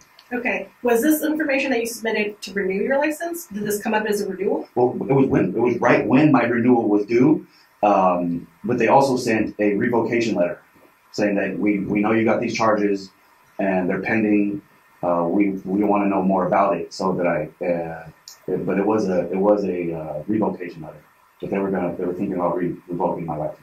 And then approximately when did you submit your mitigation? I think it was definitely the end of 2020 or the beginning of 2021. Okay.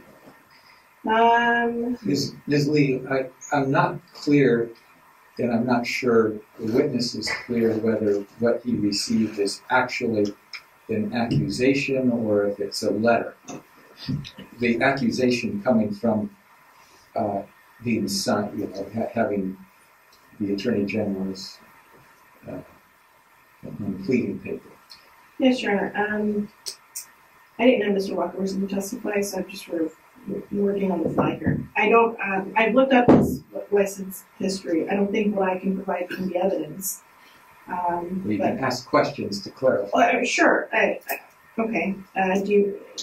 Do you know if you have an accusation? Do you know for a fact if you have an accusation, it would have come in the form of a document that says titled accusation, and it would have been mailed to your address of record. So it would look something like what my brother had actually received, and that's the thing that starts a case. Okay, yeah. So no, I did not. They just sent me a letter saying that they wanted to know more about what happened when I caught that charge in 2018. Okay. So I got one of these in 2014 when Joe received his. I received one of these as well. And we did. We both went through that process. When we were catching the checks. They took my license and they didn't take his though. Okay. Correct. Yeah. Okay. So let's. Yeah. So I did not get one of these in 2020 when I just got a letter stating it was from the Pest Control Board, and it said, "We see that you have pending court cases in Riverside County, with the case number and everything." So they knew everything about it. Obviously, they saw that it came up. And they just wanted to know more about it. Okay. So So the only thing that you received from the board was an inquiry letter asking you about the convictions or your pending case. Correct. Okay. And besides that letter, did you receive anything else from the board? Any other official document, letters, correspondence relating to your 2020 criminal activity? So I do remember it was a revocation letter. Yeah. Can I interject just real quickly? Does this have? We're on the petition for reinstatement for Joseph Walker, so I just want to make sure we stay on the subject. Yeah, I just, Is that going somewhere with that, or? no, I Okay. think the court just wanted some clarification as to exactly what Mr. Tommy Walker had received. But I don't know if that satisfies the court. Well, that answer satisfies me. Okay, I was okay. concerned about the use of terms and those being distinctly different processes. Yes, Your Honor. Please excuse me for my lack of knowledge of terms. That's why I asked the Attorney General to follow up. Yeah. And then, in terms of your own recovery, have you since August of 2019, have you had any relapses? Absolutely not. Were you present at the hearing in 2014 for your brother? Yes. One of the things that your father mentioned was that, and this is in the hearing transcript, your father believed that you were a big influence on Mr. Joseph Walker in terms of sort of the drugs that he was getting into at the time. I don't know, can you provide any reassurance to the board today that that opinion doesn't hold water today? Because your father thought, I think in terms of your father's perspective, some of the stuff that Mr. Joseph Walker was getting into, he thought that you had an influence on that. Well, not to create any family trouble. Yeah, no, there's no family trouble. We've worked out all our family trouble. So the thing is I started using drugs a lot earlier than Joe. I started using drugs at 14 years old. And Joe was a late bloomer. Joe didn't start using drugs until he met this girl, the one that passed away in 2012. So excuse me. So did I influence Joe to start using drugs? Absolutely not. Was I already using drugs? Absolutely. It got to the point where we were using the same drugs, and we ended up using drugs together. Did I influence us staying on drugs? I guess I don't understand the question. Did I get Joe to start using drugs? Absolutely not. It was not me. It was this girl that he had met that got him started on using drugs. And it just so happened to be the same drugs that I was using. Okay, and besides what you've already told us, are there any other reassurances that you can make so that, you guys are holding each other accountable? Yeah. But what happens if somehow, knock on wood, something happens with you? Is there any concern here that Mr. Joseph Walker might follow? No, simply because of the community that we have built through the program of Alcoholics Anonymous.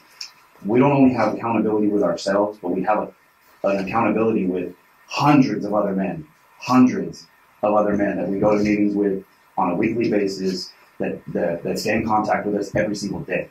We both have different sponsors. Our sponsors, we talk to them we text them, we call them daily. So if we stop calling them, obviously it's going to trigger a red flag, and they're going to be like, hey, what's going on with these guys? Our wives. My wife has never used drugs. She doesn't drink. She doesn't smoke cigarettes. Like, she's an angel. And I get my accountability from her as well as my two children. Our father, he's a big advocate for accountability. So we stay accountable to more than just each other. And I want to stress that, like, we're accountable to a lot of people today. Before we weren't accountable to anybody. We didn't really care. We just kind of tornadoed our way through everybody's lives. Okay, and then my last question is, once your father retires, and eventually the plan is for you two to take over together. Yeah. Besides your sister, is there anybody else that you are thinking about or intending to introduce into the company that you trust, who can sort of help you guys out if you are going through stressors or going through a lot of stuff on your end?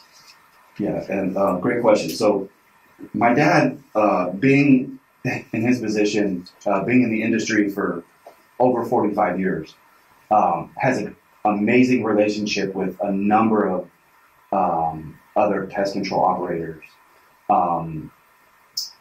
But we are a part of the PCOC, by the way. We love the PCOC. My dad is a huge advocate for PCOC. Joe, that's something Joe just hasn't been introduced to yet. My dad's slowly been introducing me to the PCOC in the last 6 months, 8 months. So I'm still trying to get the swing of things. But we have been to one meeting together. And so the question, the answer to the question is, yes, we do have people to back our play if something would happen. We have, I don't know about like future employment. I mean, I'm my position right now is junior vice president. Joe's senior vice president. My dad has set it up to where we have roles to play. I love sales. I love sales. I'm passionate about sales. Customer service is another passion of mine. Joe just happens to love service work. Me, not so much. I will do service work, but I love doing sales. I love building the company. I love building the relationships. That's what I'm good at, you know. So in the future, I would love to build the company enough to be able to hire other people, you know. I hope that answers your question. Sorry, I may have gone off track a little bit. I'm looking for like any safety net that's like family members or people who are going to be working in the company once your father's gone, because he's sort of running the thing now. Yeah. Besides your sister. So no, I mean my children, my little guy who's 11, he loves what I do. As much information as I can give him now, and until he makes the decision whether he wants to do pest control or not, that's obviously up to him. But he loves it. He loves learning about the bugs. He loves learning about the chemicals. He loves learning. So yeah, I mean, he knows that I'm in this forever, and so. Is there a possibility there that he might come on and work with us? I mean, it's still up in the air. So we don't really have that much family, close family here in California. I mean, the ones that we do have, they're busy doing other things and they have already careers and stuff set up. They're not into the pest control thing. So it's just me, my dad, and my brother, and my sister, and my mom. My mom, she works in the office too. You know, she's been in the industry, but she just answers phones and takes messages. That's all she does. Okay, Yeah. I think you've answered my question. Thank you. Good. No further questions, Herman. Thank you. Mr. Findlay, questions? No, I'm good, thank you. Ms. Anderson, questions? The only question I would ask is that, you know, I think there's a difference in, like you talked about the service work and being kind of individual contributors within your industry. And then I think there's a big difference in then taking on a business and having to manage both of those roles. And even just, you know, at least from your perspective, this business is kind of well established at this point. But just curious, again, Ms. Lee kind of alluded to this, but are you both prepared in your journey of how you might support each other in some of the stresses that can come of being business owners and not potentially relapsing or using, you know, any type of substance to help with some of those stressors? Great question. So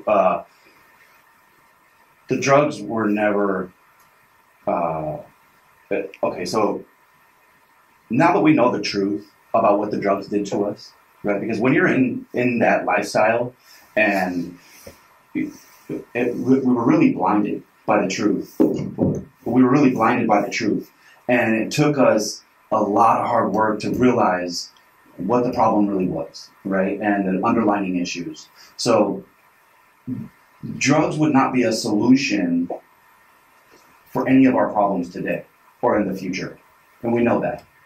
Okay, we have different methods of solution, right? That we would go to besides just using drugs. Drugs. I mean, I don't know about Joe, but I'm done with drugs. I'm done. Like, I did a lot of drugs, and I did enough for all of us. So I pray that no one ever goes through what I did, and I'm glad I made it out alive. You know, and I probably shouldn't have, but I did. and I thank God every day that I did, you know, because I believe that was just preparation for who I am today, you know. The stressors for owning the business versus being an employee or even just a shareholder of the company. I've really soaked up a lot of information in the last 3.5 years alongside my father of you know, I listen and I learn and I love to learn. I still have a lot to learn. So if I can soak it all up in 2 years, great. If it takes a little bit longer, my dad's not just going to leave us high and dry. He's not just going to retire and then take off and we're never going to see him again. My dad's a workaholic. Okay, my dad's never going to leave the office. He's been stuck in his house for 14 days in the snow. I mean, he owns a big Ram truck, lifted Ram, and you can't even see the top of the truck. The snow is so high. So he's been stuck in his house. He hasn't been able to leave. He's going stir crazy. I talk to him daily, hourly, and he's like, I gotta get out of here. I've got to get to the office. I've got to do something because just sitting here is killing me, you know? So my dad has a passion to watch this company thrive and grow and be a part of it. And I don't think my dad's going to ever retire. I mean, he'll retire in the sense that he'll hand the reins over to us, but he's always going to have his foot and hands in the company, and he'll have a little bit of control because that's what's going to keep him going, you know? And so I am looking forward to the future and gaining the responsibility and watching Joe grow. It's taking him a little bit longer, right? But eventually he's going to be in my position. So the company is very, very, very well established, like you had said. And, you know, this company has been around since 1954. We bought it in 2008. 2008. We took over a well-established company back then. So, but 69 years in business, this company, and the way my dad has set it up, like this company could literally run itself with a little bit of management, you know, and especially with all the technology, everything's online, all the forms, I mean, everything is very simple to do these days, you know.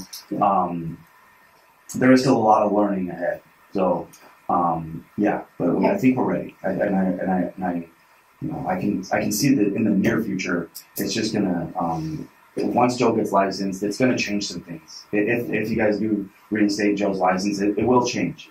The dynamics of the servicing, and it's gonna take a lot of burden off of me, which will give me more time to go get my operators, and also study for my branch 3, because I have a lot on my plate. My dad has given me a lot of responsibility, and I also gave myself. I mean, I built over 450 customers last summer in 4 months. I mean, I was out selling like crazy, social media marketing. I mean, doing some crazy things that really I need extra hands. I need a couple extra hands, and okay, well, thank you. Yeah, thank you. Mr. Paxton? I don't have any questions. Thank you for being here. Thank you, sir. Ms. Thrasher? I'm done too, thank you. Good luck, you guys. Thank you. Dr. Bingo? I do. And my question is related to maintenance of sobriety. Yeah. And you know, I think you made a comment that 2 to 3% of the people in the AA maintain the sobriety. Yeah. And the relapse is the most common occurrence 3 years from now, 4 years from now, 5 years from now. So we just want to make sure that the sobriety is maintained for an extended period of time. Yeah. And I'm driven. I actually, again, I commend both of you about your drive to maintain the sobriety for a long time. But relapses can happen anytime. So sometimes having outside accountability helps with that process. Mm-hmm. So do you have any outpatient care outside of AA helping you in this process, like a therapist or a psychiatrist, primary care doctor who's monitoring the progress pretty currently to help you maintain that path? Well, for myself, I would say God, you know, I mean. Can you get closer to the microphone, please? I would say God, you know, and then that's in my opinion, you know, everybody has an opinion about this program and for the relapse prevention, you know, And what I learned for myself was I have to stay true to God, and rely on God for it, for myself. And the way I see it, sir, we never know what's going to happen tomorrow. We never know what's going to happen a year from now. I'm not a mind reader. I don't tell the future. I can guarantee you that today, for the rest of today, I'm going to leave this courtroom. I'm going to go back to my hotel. I'm going to gather my things. I'm going to change my clothes. I'm going to get on an airplane. I'm going to fly home. And I'm going to go see my family. I'm going to give my children a hug. I'm going to love my wife. I'll probably go to my office and answer some phone calls and emails. And I'm going to go home and I'm going to go to bed tonight. And I'm going to lay my head down sober today. I can guarantee that. Tomorrow, I'm going to wake up and I'm going to do exactly like I did today. God willing. God willing, I'm going to do exactly as I did today. Just as I did yesterday. Just as I've done for the last 3.5 years. Okay? And if I continue to do that every single day, one day at a time. That's why we say one day at a time. It sounds cliche, but it's true. I know without a doubt that today, for the rest of the day, until I lay my head down tonight at 9 o'clock at night to go to sleep, I will remain sober. That's what I have. Thank you. Mr. Tingley? No comment. Okay, thank you. Now,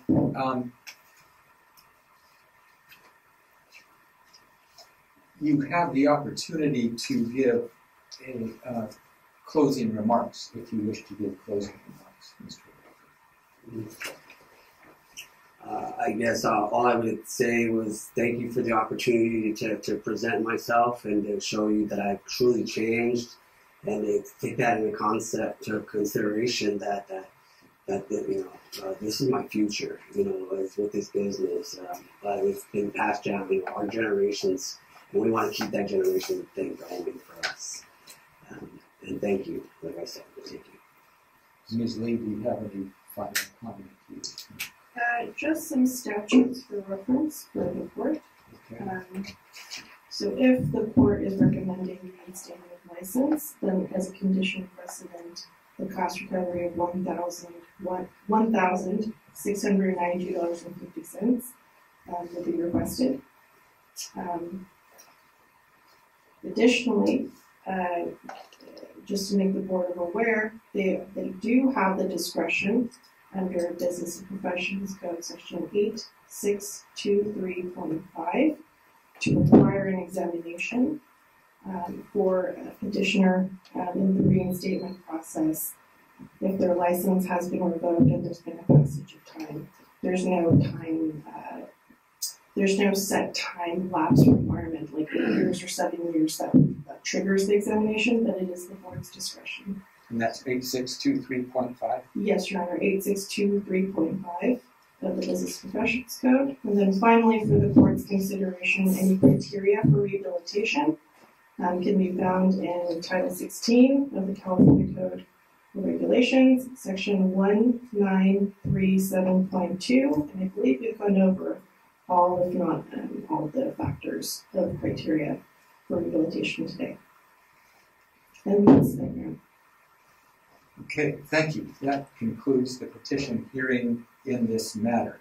The matter is submitted, the record is closed, and we are off the record.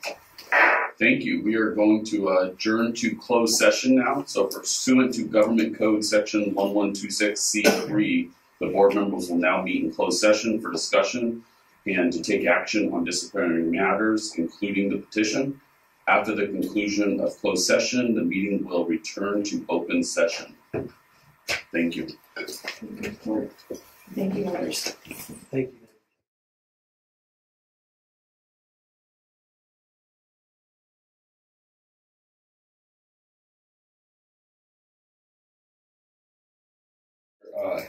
Are we on?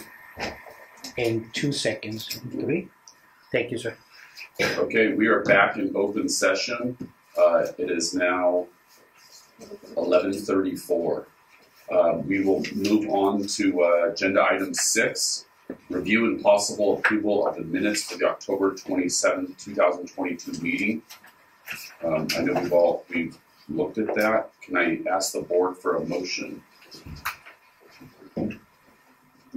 I'll motion to approve. I'll second it.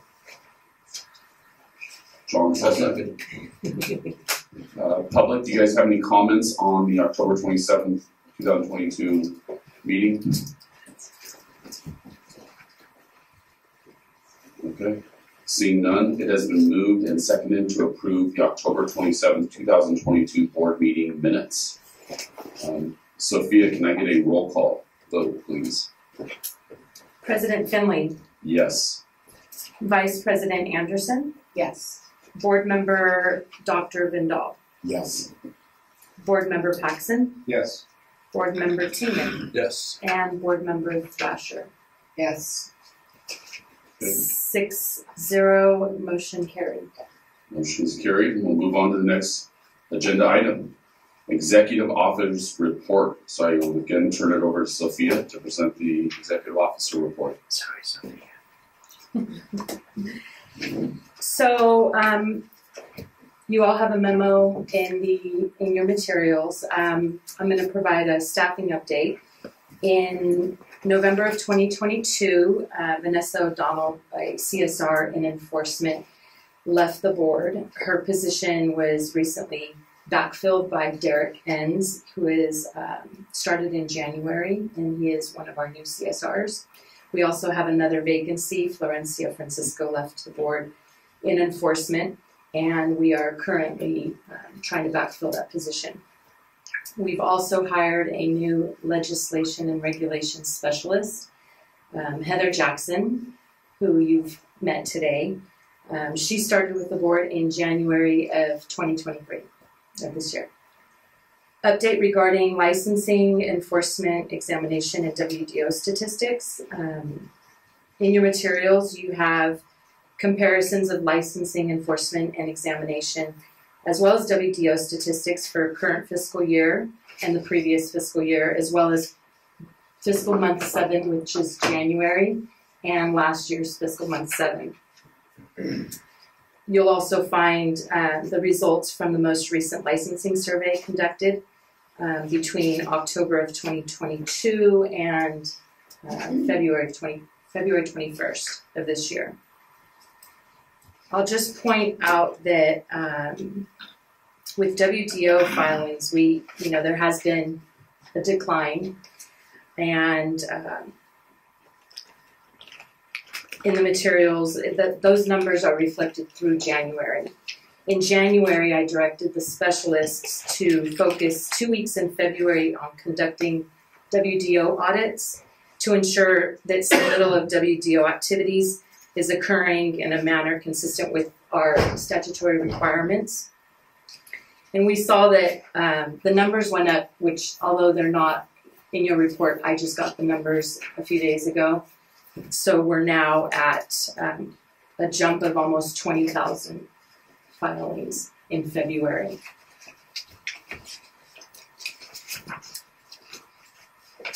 Let's see. So the next item is the research presentations. So the fees collected, just a little bit of background, fees collected from the pesticide use stamps is deposited into the board's pest control research fund. The research advisory panel is assigned by the board and on an as-need basis to approve and to fund structural pest control research programs. So in 2018, the panel approved 5 research studies. 2 have been complete and were presented to the board in 2020 as well as 2022. 2 additional studies were recently completed, and they are here today to give a presentation of their findings. So we have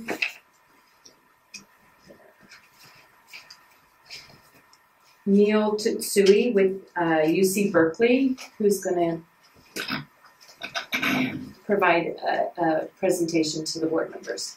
So you have in your packets the PowerPoint that he provided us, a copy of that, and he will also have a PowerPoint on the screen there. Are you going to stand up or you are sitting down? Is there a pointer? I don't have I one. might stand up and point them. Okay. Is that all right? If you stand it, if Okay. I'll sit down. oh, you sit down.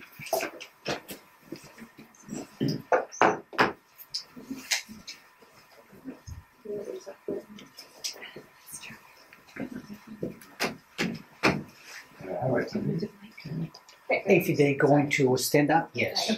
But I asked him, he's going to sit down. Oh, he wants to sit. Yeah, he wants to sorry, I sit. thought I could point with this, but It's a mic. That's a microphone too. Yeah. If you decide to stand up. Yeah. Morning. It's not on, so use these microphones only if you want to stand up, because otherwise your hand is going to make a noise. It's not on. How do I turn it on? I just pressed on mute. Okay. So when I get up. Yes, thank you, sir. All right.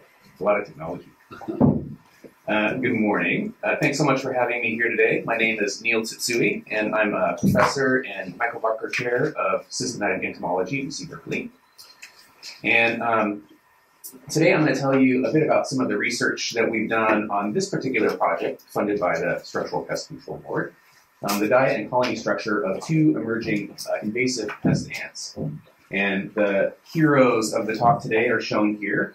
On the bottom left, we have the brown rover ant, and on the right-hand side, we have the sneaking ant, and they're in the respective genera of Brachynormix and Cardiocondyle.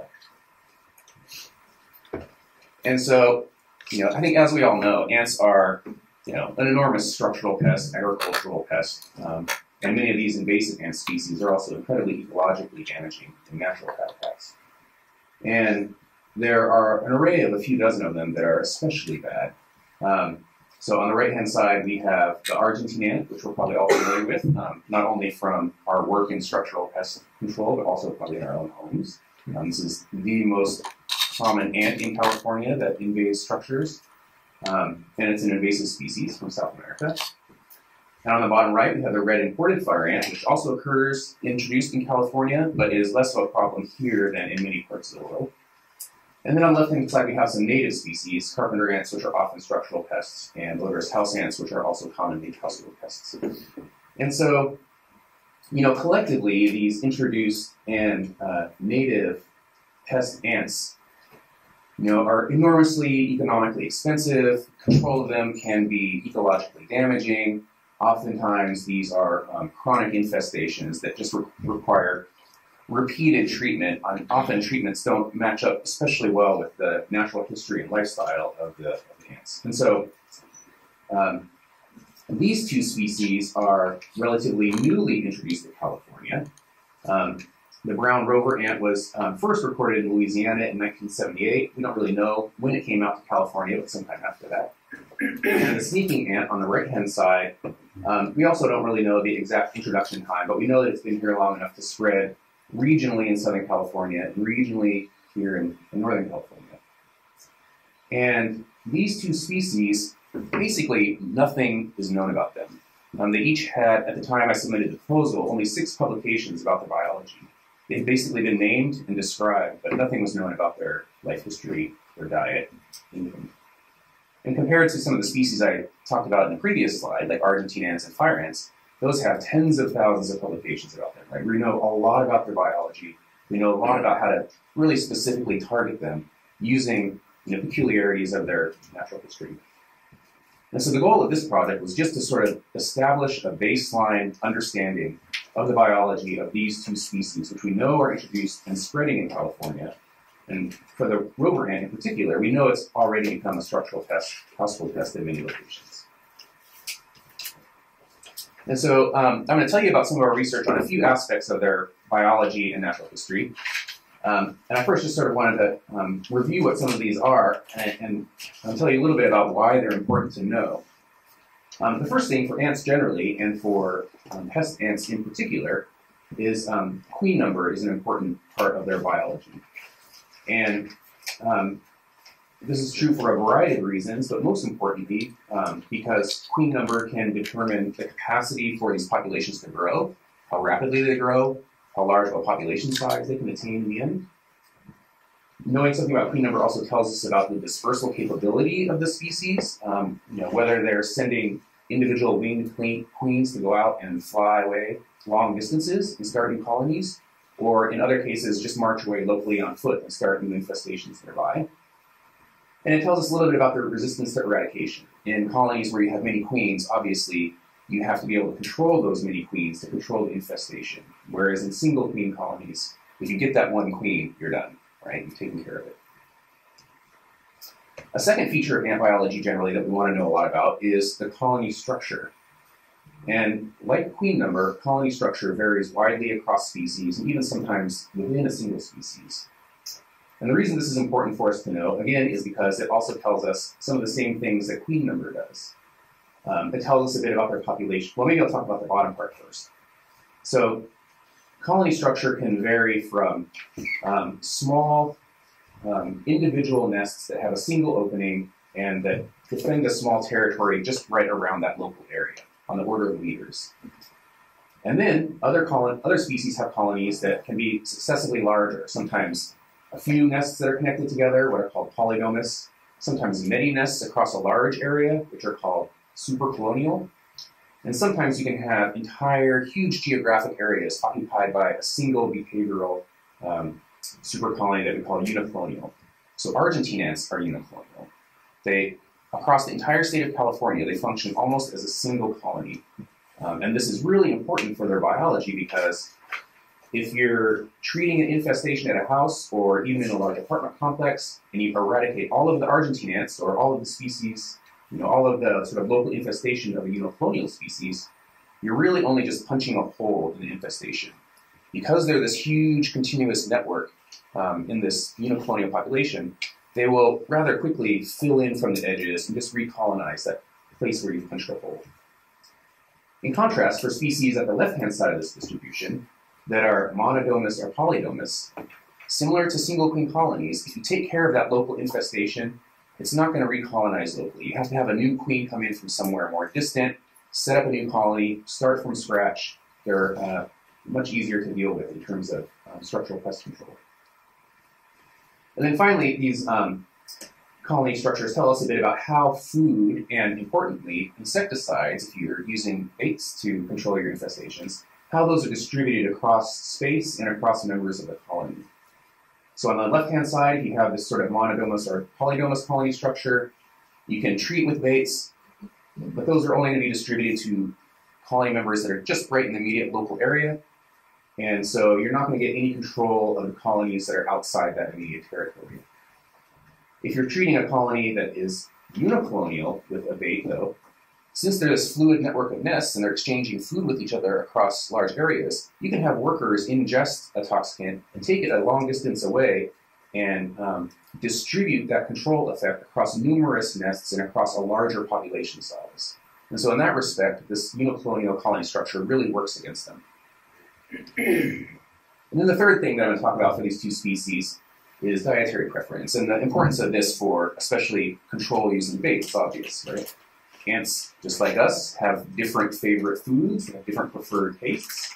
On the left-hand side, we can see an ant that is more herbivorous. It's feeding on honeydew, which is a sweet secretion that is provided by insects such as scale insects or aphids. And so this is basically unprocessed plant sap, high in sugar, high carbohydrates. But other insects or other ants are much more carnivorous, either through hunting other insects directly or through scavenging dead insects. So like these fire ants you see on the right. And so this dietary preference, it can vary through time and space. When they have lots of babies in the nest, they need a lot more protein. When they're really actively foraging, the workers need a lot of carbohydrate fuel. And this also tells us something about what these ants are doing in the ecosystem if we know something about their diet. So it's important for control and also tells us where they fit in. Okay, so let's get to what we actually did. The first thing we did was sort of your relatively straightforward colony counts, colony census. This is for the rover ant, Brachymermix. We collected colonies, we dug them up, sorted them, and counted them from 24 different sites. The distribution of the members of the colonies for each of those sites is shown on the bar graph on the left-hand side. So each of those vertical bars is an individual colony.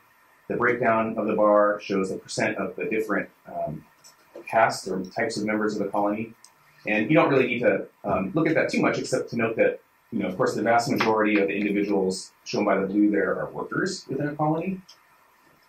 There's lots of other information we got about the number of males and number of brood or young in a colony, but one thing that was important that we found is that for rover ants, we often did not find a queen in our colony collections, and whenever we did find a queen, we only ever found one, suggesting that this is a monogyne colony structure. This is a species that has single queen colonies. So one of those extremes of the queen number spectrum that I talked about.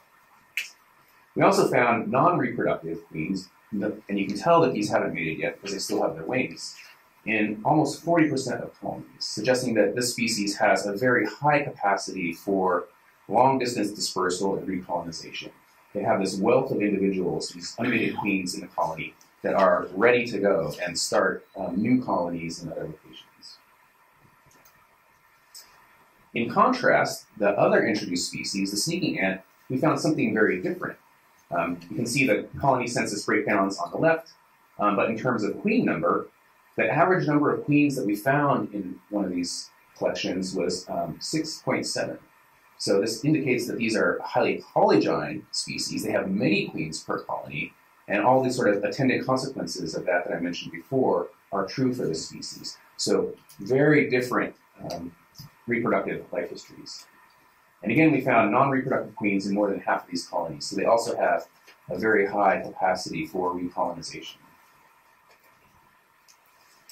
Moving on to colony structure, we measure colony structure at a variety of sites, and we do this in a very simple way. We take ants from one site, we mix them with ants from another site, we see if they fight with each other, right? So the same thing I've been doing since I've been 9 years old, it's now I get paid for it. And so we have just this sort of numerical scale that we measure this aggression on the sort of bottom right there. So a 1 is not aggressive, they just touch, they sniff each other with their antenna. 2 is they avoid each other, run away. And then aggression is a 3 or a 4, a quick bite or pull, or prolonged aggression, often using defensive chemicals. And those are some Argentines that we see fighting at the top there. And so in a site like this, these are usually urban or suburban sites that we were sampling. We would sample from the base of that utility box, the base of all the trees, along the sidewalk, along the hedge on the right, anywhere that looks like a potential nesting site, and map out where the colony boundaries occur using these behavioral assays.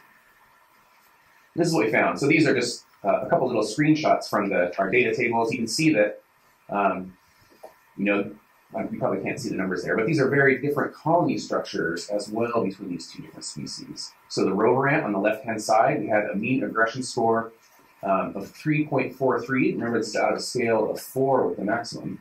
And so this means that often, even just adjacent trees, from here to that chair away, belong to different colonies. These ants were really aggressive towards each other and had set up these, patchworks of very small territorial warring colonies with each other, causing very small spatial scales. In contrast, on the right-hand side, we never saw aggression in a single behavioral assay across any of the tests of the sneaking ant. So they have the opposite colony structure that we were talking about, something like the Argentine ant, where they're forming these huge cooperative networks of nests that don't have any territoriality displayed whatsoever. Okay, so putting those two pieces together, we have, luckily, or sort of just by chance, these two species that occupy almost opposite ends of the natural history spectrum. We have the rover ant, which has single queen colonies and a multi-colonial, very local colony structure.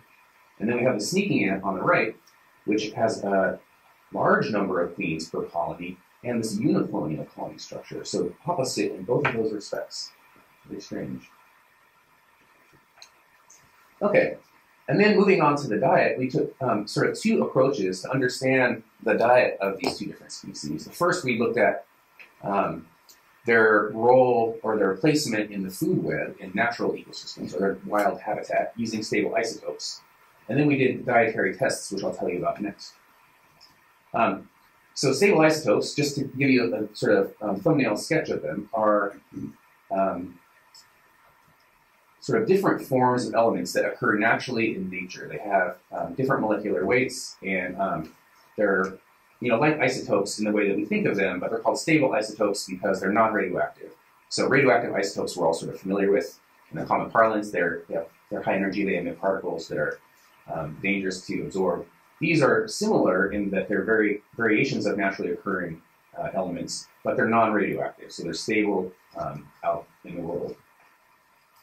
But using them, by looking at stable isotopes in organisms, you can learn things about how those organisms live in their environment.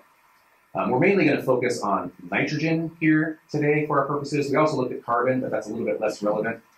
And so here's a sort of graph, a cartoon graph that shows sort of the expectation of stable isotope enrichment in some example ecosystems.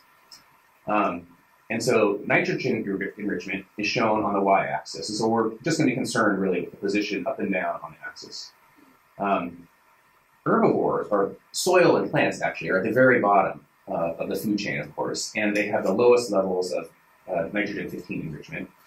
And then herbivores that feed on plants get enriched for this isotope, and so you can look at organisms, measure their isotopic signature, compare it to soil and plants, and say, oh, this is an herbivore because it's slightly more enriched. And then predators have even more enriched ratios of this stable isotope. And then apex predators that are feeding on other predators in the ecosystem are at the highest, right? So we can sample organisms from the ecosystem, look at their nitrogen isotopes, and figure out like where do they fall in this food web, and infer things about how they make their living as a result of that. And so that's what we did for these two species of ants. Here are just a couple examples of these data. So again, we're not really, the x-axis is carbon enrichment. We're not really worried about that here today. But what you can see is the green circles are isotopic signatures from plants. The gray ones are from other species of ants in the ecosystem. And then the black circle noted by rover ant is the rover ant. And you can see in both of these cases, the rover ant occupies a fairly high nitrogen enrichment level, indicating that it's fairly predatory within these insect ecosystems, right? It's not like a bobcat. But, you know, at these sort of small little ecosystem scales, it's fairly high on the food web. So it's probably preying on other ant species, hunting around, you know, in the soil, and maybe scavenging on dead organisms as well. So that tells us in the field, it's primarily eating protein from animal sources. Sneaking ant was a little bit mixed. So you can see on the left-hand side, sneaking ant is sort of intermediate in its sort of y-axis placement. So there it's probably feeding on seeds or drinking honeydew from aphids or other plant parasites. But at this other site on the right-hand side, it's occupying a higher position in the trophic web, in the food web. So it's more predatory there. And so the rover ant is a little bit more plastic, at least these sites that we look at in terms of its dietary habits. Next, we wanted to bring this into the lab. So what are their preferences? So that's what they're actually eating. But the things that an organism does in the wild may be determined by the restrictions of the food available to it, right? But if we want to develop, you know, baits or controls that are very attractive to these insects in a control setting, we want to give them what they really want, not necessarily what they're, you know, confined to feeding on in the wild. And so we did a series of behavioral dietary preference tests in the lab. And so there are going to be several slides that sort of follow this format. But basically, we had lab colonies, we presented them with food choices, and we measured at 5-minute intervals how many ants preferred one food choice or the other. And so we did this for an hour. So along the x-axis, we have time. So it goes from 0 to 60 minutes along the x-axis. And then on the y-axis is the number of ants feeding on a particular dietary choice they were given. In this case, this was a test of sucrose solution versus pure amino acid mixture. So this is like from a supply house. So it's high in protein content, but isn't confounded by anything else mixed in with it. It's just amino acids. In this case, this was 3 colonies that were each tested 6 times in 1-hour trials. And so the 6 replicates give us that standard error around the mean value. And so that's the point. To show you just this first one. So this shows the preference for protein. It's fairly low across the 60 minutes. This shows the preference for the sugar water. It appears to be higher in this test. These are the statistical tests, the p-values. So even though this one looks higher, it's actually not statistically different. There's no statistical preference for one or the other here or here. But in this case, there was a statistically different preference. So at 30 minutes, they preferred sugar over protein, and at 60 minutes, they statistically preferred sugar over protein. This limitation here is probably because we chose 30 minutes and 60 minutes. Like if we tested, for example, here, we might see a statistically different difference. And so this is for the rover ant. So the rover ants, in some cases, have a high preference for sugar over protein. In other cases, a little bit more mixed. But the protein that we give them here, as I said, is just this like powdered amino acid mixture that we get from a chemical supply company. It's probably not the most tasty thing in the world. Right? We've all had like protein supplements. It's like maybe not the best. And so we wanted to see if we could like lure them into like accepting a protein, and if there was a protein formulation to give them that might be preferred to a sugar formulation. And so again, this is sugar water shown in the green. This is now 6 colonies, each tested 6 times. And now we've given them moist cat food as a protein. So this cat food now, from an ant's perspective, is probably pretty delicious. It's got salt, it's got and protein as we had before, it's got lipids. We would expect, like, if we give them protein in the ideal ant form, this might be it. And then we give them also just regular water in this case, because now we're comparing a liquid food and a solid food. And we want to make sure we're not confounding the preference for thirst with a preference for sugar water. So there's water included in this. And they don't. The water doesn't make water. But what we did see is in every single one of these cases, at both 30 minutes and 60 minutes, there was still a strong, significant preference for sugar water over protein. Right? So these rover ants are really, they have a real sweet tooth. They really like the sugar solution.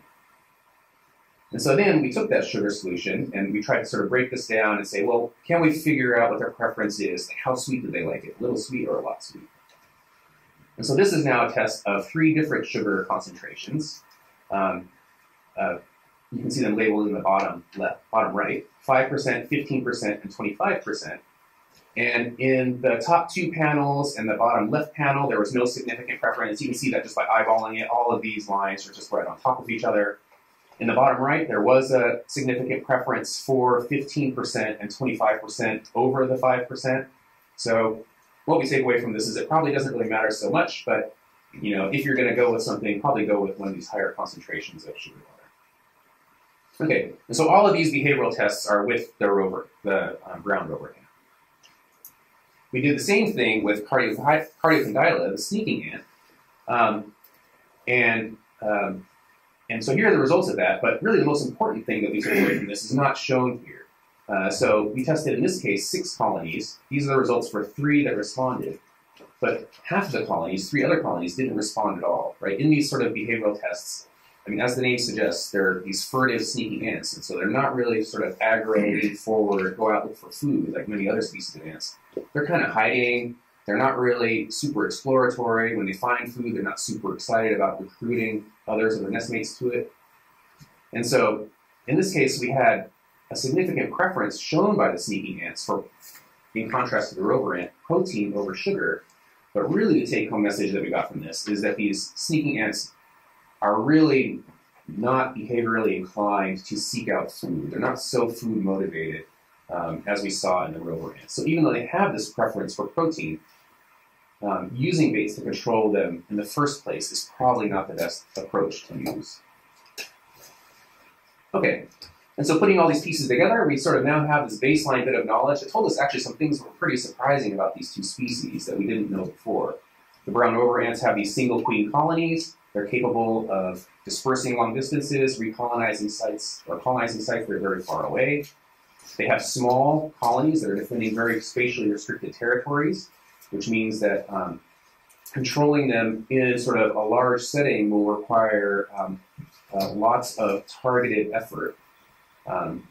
They prefer animal-based foods in the field, but in the sugar, or in the lab, they prefer sugar. And so the fact that they're so high on the food web in the wild is probably because they don't have their preferred sugar food sources available to them very often.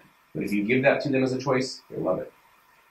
Sneaking ants on the right-hand side, totally different. They have these multi-queen colonies, probably in some cases dozens and dozens of queens per colony, and they have these large unicolonial super colonies, and so control strategies to target them should be structured very differently across space.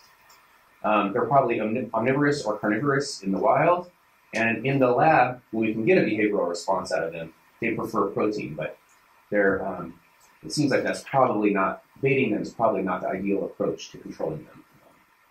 if we're looking at developing a control strategy to keep them under control. I will say, just observationally, brown rover ants, we know that they're a pest species in many other places, Southern California, Arizona, other parts of the world. And so it's important to develop new methods and targeted methods for controlling them. Sneaking ants, though, even though they're widely distributed, I haven't heard of a single case of them actually sort of making that leap into being a pest in homes or businesses and really attaining population sizes that require them to have some effort towards control. And so, even though they're not super attracted to baits, and that's probably not a great way to control them, I think it's probably unlikely that they will become such a problem that you will need to develop new strategies to control them. And I should also mention and thank the people who actually did the hands-on work. So this is my lab group, and most of this research that I told you about today was done by Amelia Harvey, a graduate student shown in the black shirt on the left-hand side, and Maria Tonioni, a postdoc in my lab, shown in sort of the gray long-sleeve shirt on the right-hand side. And thanks to you for supporting this research. It's, the research that's been provided by the Structural Pest Control Board, both for this project and previous projects, is really important for my lab because it sort of fits within this topical niche that isn't really supported by many other agencies. And so many thanks to you for supporting this through years. And I'd be happy to take any questions you have. Any questions? Crash course in ant biology. That was awesome. You presented it really good. I love the presentation. Thank you so much. Yeah, you're welcome. Yeah. Thank you. Okay. Thank you. Thank you Have a so great much. day. Yeah, thank you.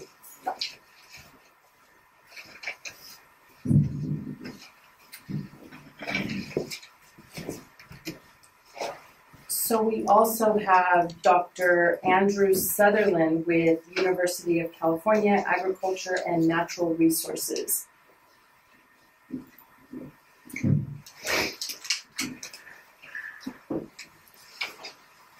You don't need to use the microphone. That one, it's okay.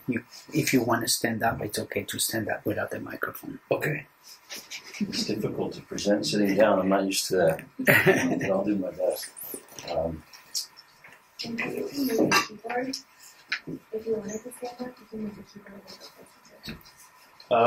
Okay. Is that okay with you guys if I present while standing? Yep. That's Whatever works best for you. That's my custom, yeah.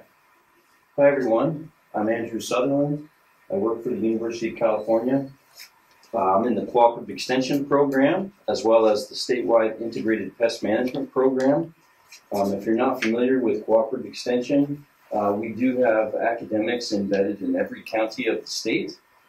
Very few of us work on urban pest systems. I'm one of those. So I am located in the San Francisco Bay Area, hosted primarily by Alameda County, but I do direct work throughout the Bay Area. And my alliance with the statewide IPM program brings me all over the state for applied research and educational programs. I work primarily with the structural pest control industry, as well as other pest management professionals. And my job is to listen to them about their needs, trends, issues, and then design applied research to hopefully address those issues. So today I'm going to talk about a project that was funded by the board in 2018 to evaluate base station systems for use against subterranean termites and really think about how they might be optimized here in California with the species that we have, the consumer demands that we have, the regulations that we have, all of these variables in the system.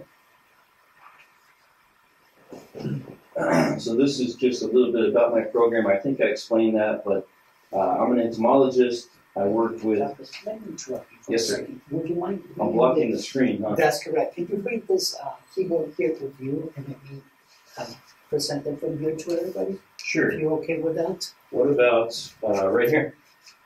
Sure. Does that work too? Okay. Is that better? It doesn't. Thank yeah, you. I have an extension voice. You know, they hire us based on our voice.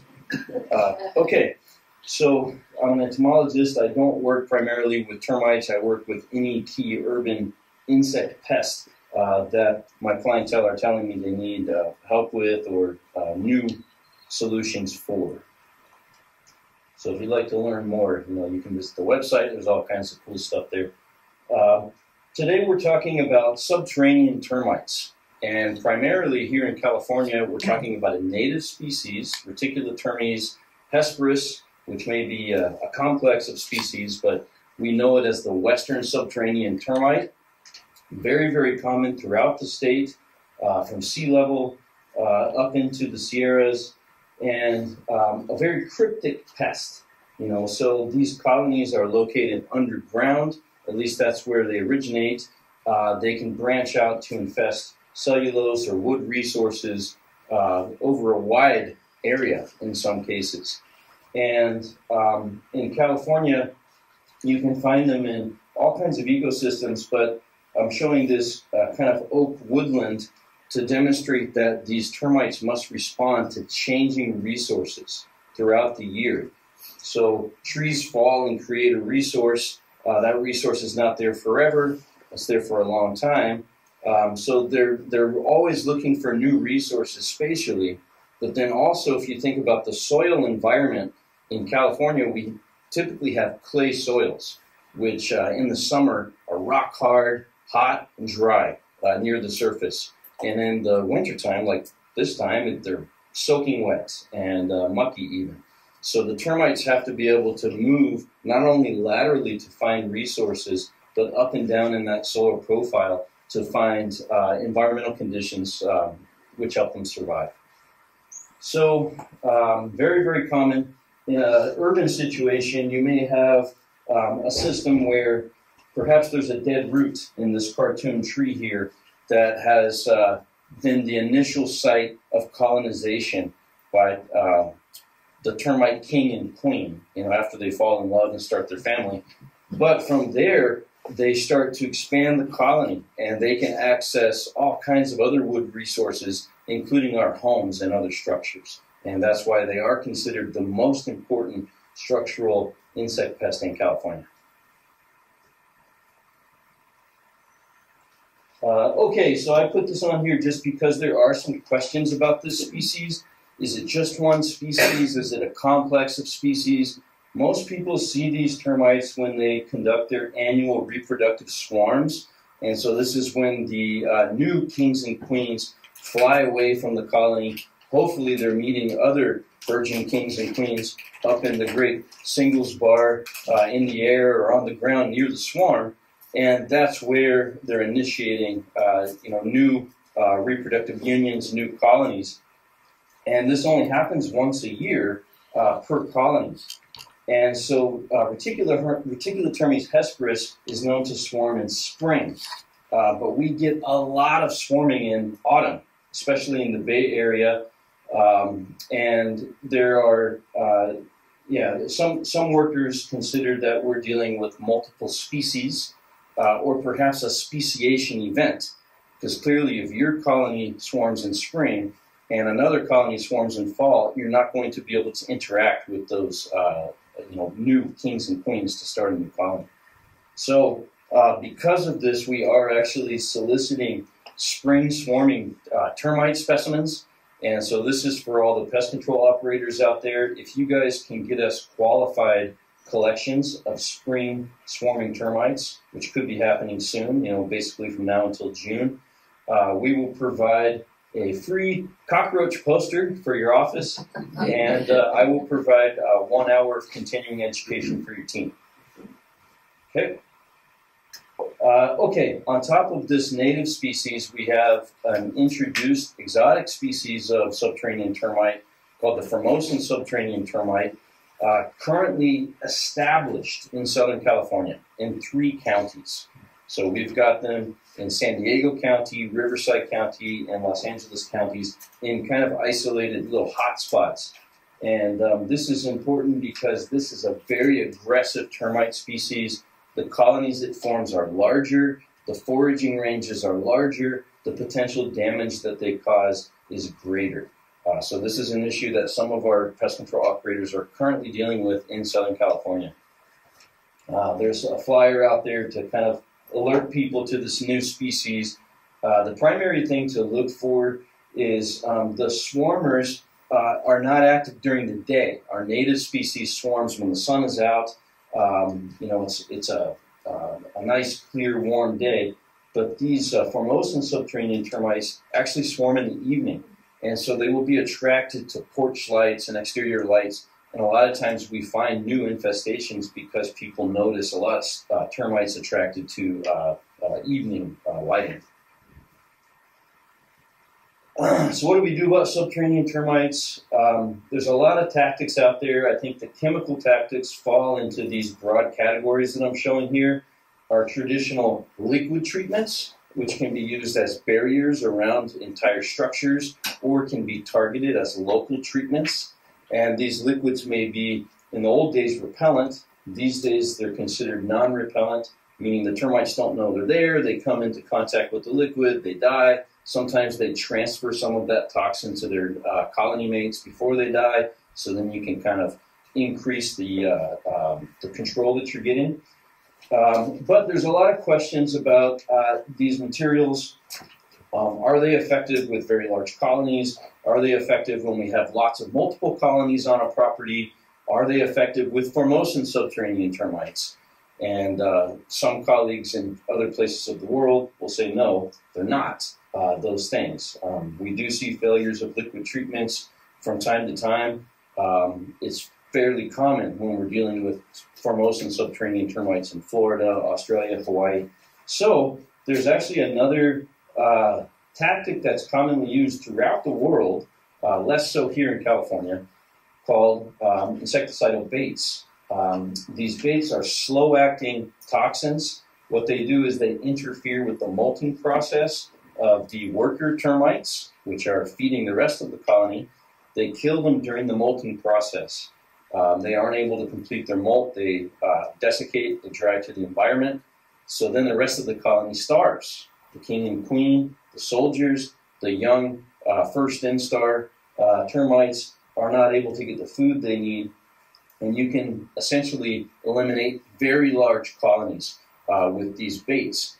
And from an environmental standpoint, the application of baits represents reduced exposure, not only to people, but also waterways and other environmental resources that may be present. So on my little cartoon here, the yellow swath is perhaps a liquid trench application around the structure. We've created a barrier. In contrast, baits are applied every 15 or 20 feet around the perimeter of a structure, and that's the only location where you've actually applied a pesticide. In theory, that pesticide only leaves within the body of a termite that has consumed part of the cellulose matrix, the wood analog that contains the toxin. So the bait has something that the termites feed on, and they're eating slow-acting toxin, has a cascade effect, can potentially knock out the whole colony. Questions about that? I know it's a lot to handle here. Okay. And so in my program, I work with a lot of pest control operators. The questions are, can we use baits to exclude termites from homes here in California? Can we eliminate entire colonies? And really, how should professionals in California be utilizing these bait systems to maximize success? So this work was funded in 2018. We had two research goals. Number one, we wanted to evaluate the efficacy of the systems that are already registered in California. And then number two, we wanted to look at the average time required for termites to find and be controlled by these systems. And this is really important because feedback that we get from the industry is that these products take a long time. And the consumer may not be, happy with that. They may want results right away. Yeah, that's just the society we live in. There's three products out there that are registered in California. They have different components, but essentially there's only three. So there's this one called the Xterra system. It uses Isoptor bait. This is manufactured by Insistex. You've got the well-known Centricon system. The newest product that they have is called their Always Active tubular termite bait. They use Recruit as their insecticidal bait. So that's the Centricon system manufactured by Corteva, used to be Dow. And then we have the Trilona, or Advanced Termite Bait System, manufactured by BASF. The systems I'm going to be talking about today are designed for introduction into the soil, around a structure, or perhaps under a structure. These systems also include above ground bait stations that usually are installed in line with an existing shelter tube. Should I explain shelter tubes? You guys know about shelter tubes? When subterranean termites leave the soil, they quickly dry out to the environment. So they actually bring wet soil with them to construct these tubular structures that keep them moist so they don't dry out. And that's what our inspectors are looking for when they're in a sub area. They're trying to see if a termite has built a shelter tube to access wood that's above the ground. And so they do have stations that are made to actually install in series, kind of interrupting that shelter tube so that the termites have to walk through the station to keep accessing the structure. I'm not talking about those today, although they are very, very common throughout the world. So here's what the systems look like. Again, they get installed into the ground. They're usually about 6 to 8 inches deep in the ground. And remember, I was talking about how termites move up and down in the soil. So we'll get back to that. But these are only present in the top 6 or 8 inches of the soil profile. So this is what our research looked like. We did not do this ourselves. We actually worked with a number of pest control operator companies, and we recruited property owners from 15 single-family homes throughout the state, in the San Francisco Bay Area, as well as down in the LA area. And what we were looking for is homes that had confirmed incidents of subterranean termites. So that means we could find foraging termites right next to the home, under the home. Maybe it's in a stump or another piece of wood that's near the foundation. We were not looking for homes that had active infestations. And the reason is because in those cases, I think common practice is to take care of it right away with a local treatment to stop the termites from accessing that wooden structure. But instead, we were looking for homes that had pressure of invasion, but not yet significant structural infestations. We also wanted homes that had no recent history of liquid termiticides. So that means they didn't have any of those liquid treatments made in the previous 5 years. And that's because we wanted to make sure the results we saw were because of the baits, not because of residual liquid activity that was present in the soil. Okay, what we did is we worked with all 3 systems. We installed the systems according to label, and then with a pest control operator. And we went behind them and actually installed monitoring stations that only had wood in them, right in contact with, right adjacent to the base stations. And this is so we could go back and open these stations and see if there were termites present and see how activity was changing over this 2-year evaluation project. And that's important because the base stations themselves should not, in most cases, be checked too often. Reticulotermes species are known to be skittish. So if you're opening up these stations or you're checking on the termites too much, they're not likely to be found in those stations at all. You're going to scare them away. What data did we collect? Every time we found termites, we made a collection. So whether it was foraging termites or swarming termites, we sent these to a collaborating lab, and they were actually able to characterize colony fidelity, or let's call it colony identity. Based on DNA, we could tell whether termites came from colony A, B, C, X, Y, Z. And we used this information to determine whether we had eliminated termite colonies that we may have found in our bait stations. We also collected quarterly monitoring data. I mentioned that I had those monitoring stations right next to the base stations. We would open those up, and score them as far as how much wood had been fed upon, how many termites might be present. We did this quarterly. We also collected data on the baits themselves. Every 6 months, we opened up all the stations with our pest control operators and recorded how much bait had been consumed or whether termites were present. And I'll tell you right away, what we found was very interesting. Typically, homes, especially in Northern California sites, had 3 to 5 colonies present, okay? And so when we think about subterranean termites, we don't always think that we may kill a colony here, but another colony that's a few meters away can soon threaten that structure. And this is exactly what we found is sometimes you get a different colony on each side of the house. Here's an extreme example. In San Jose, we actually found, this is Susan's house, by the way, we actually had a site with at least 10 documented colonies. And we think what was happening here is this wall here was a south-facing brick wall right next to a fence, so maybe only 3 or 4 feet between the house and the fence. And we think that swarming termites were hitting the side of that house, falling down, and finding really great conditions to start a colony. So these are what we call incipient colonies. They are young and not massive yet, but they're still there, and they still have the potential to grow and attack that home.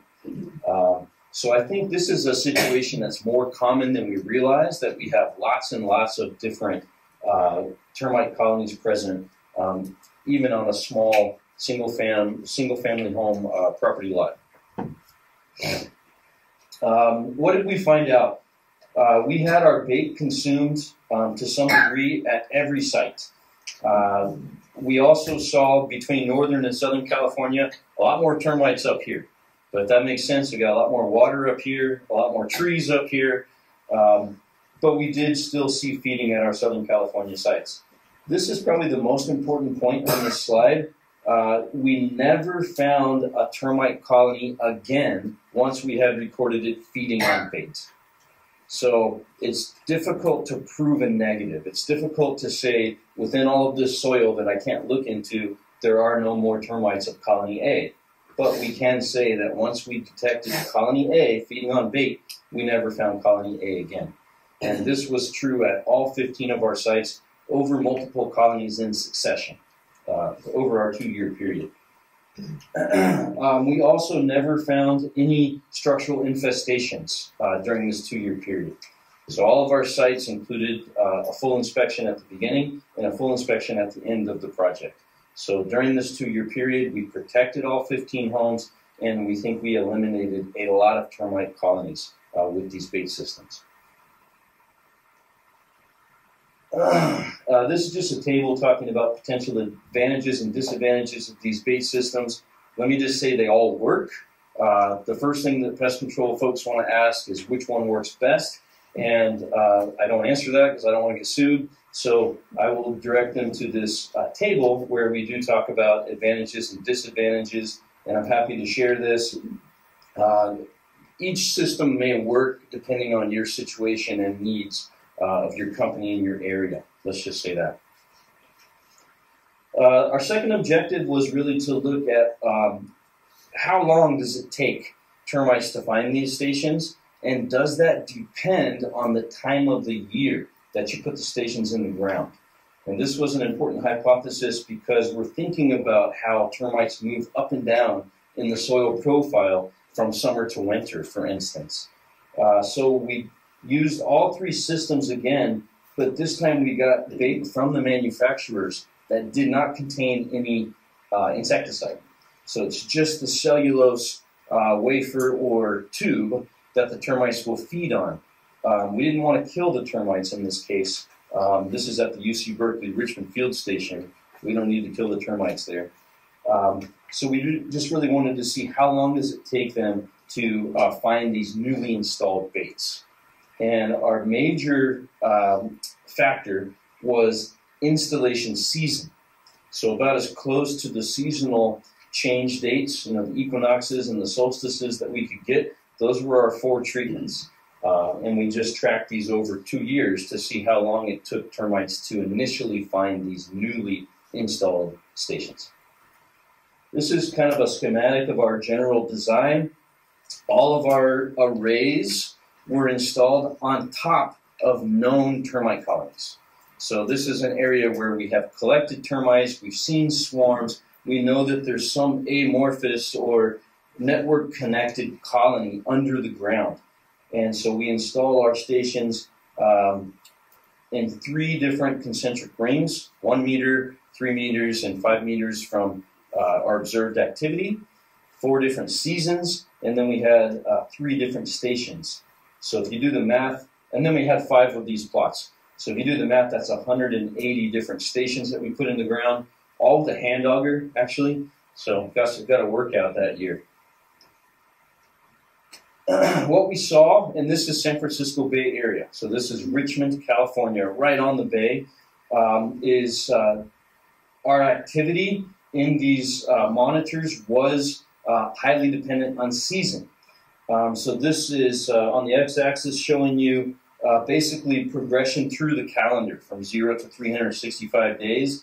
And so most of our activity was observed in the late winter, early spring. And so this is consistent with previous results we've gotten in the San Jose area, where February through June is considered the hot spot. And it's a time of the year where we have high soil moisture and increasing temperatures.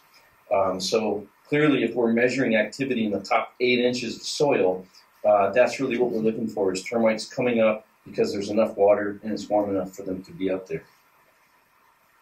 So when it came to the bait interception time, what we found is out of our 180 that we put right on top of known colonies, we got 78 of them hit within our 2-year period. Sometimes we were recording hits within 60 days, but that was not the norm. That was the exception. In most cases, it was taking almost a year or up to a year. So if you look at the, let's see, if I include, the average, the overall average bait interception time, looking at every station we put in the ground, 367 days. So even when we're putting stations right on top of known colonies, it takes a year for them to even find these stations, at least in this experiment at our facility in Richmond.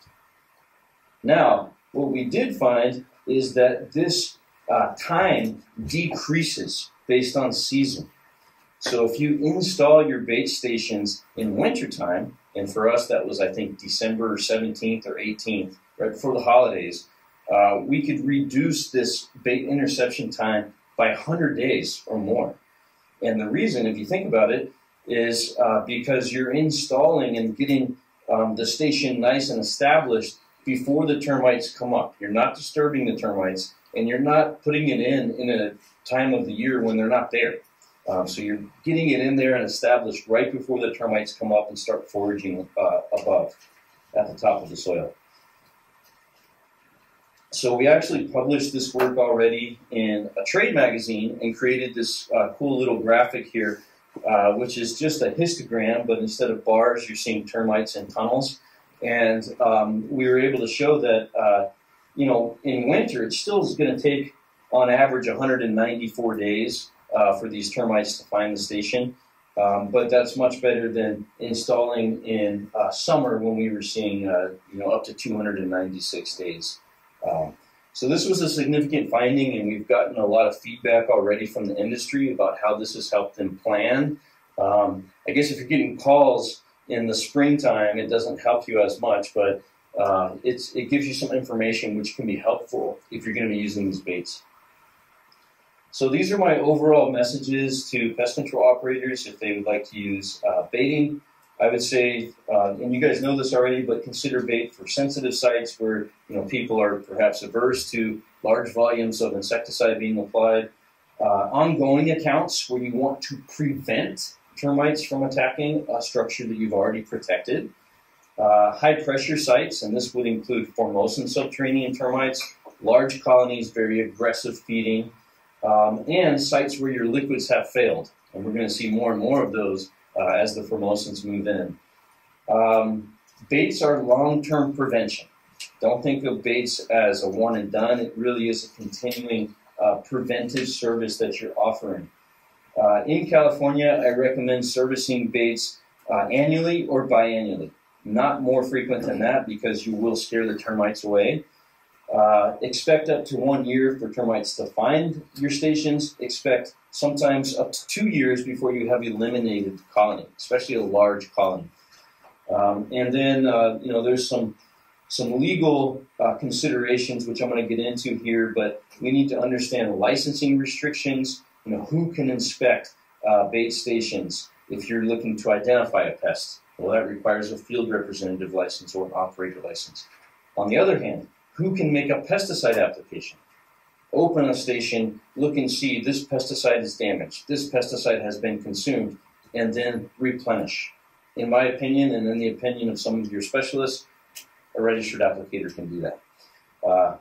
And so that's a game changer, I think, for California as well, is not to have to send a field rep to a bait job every single time.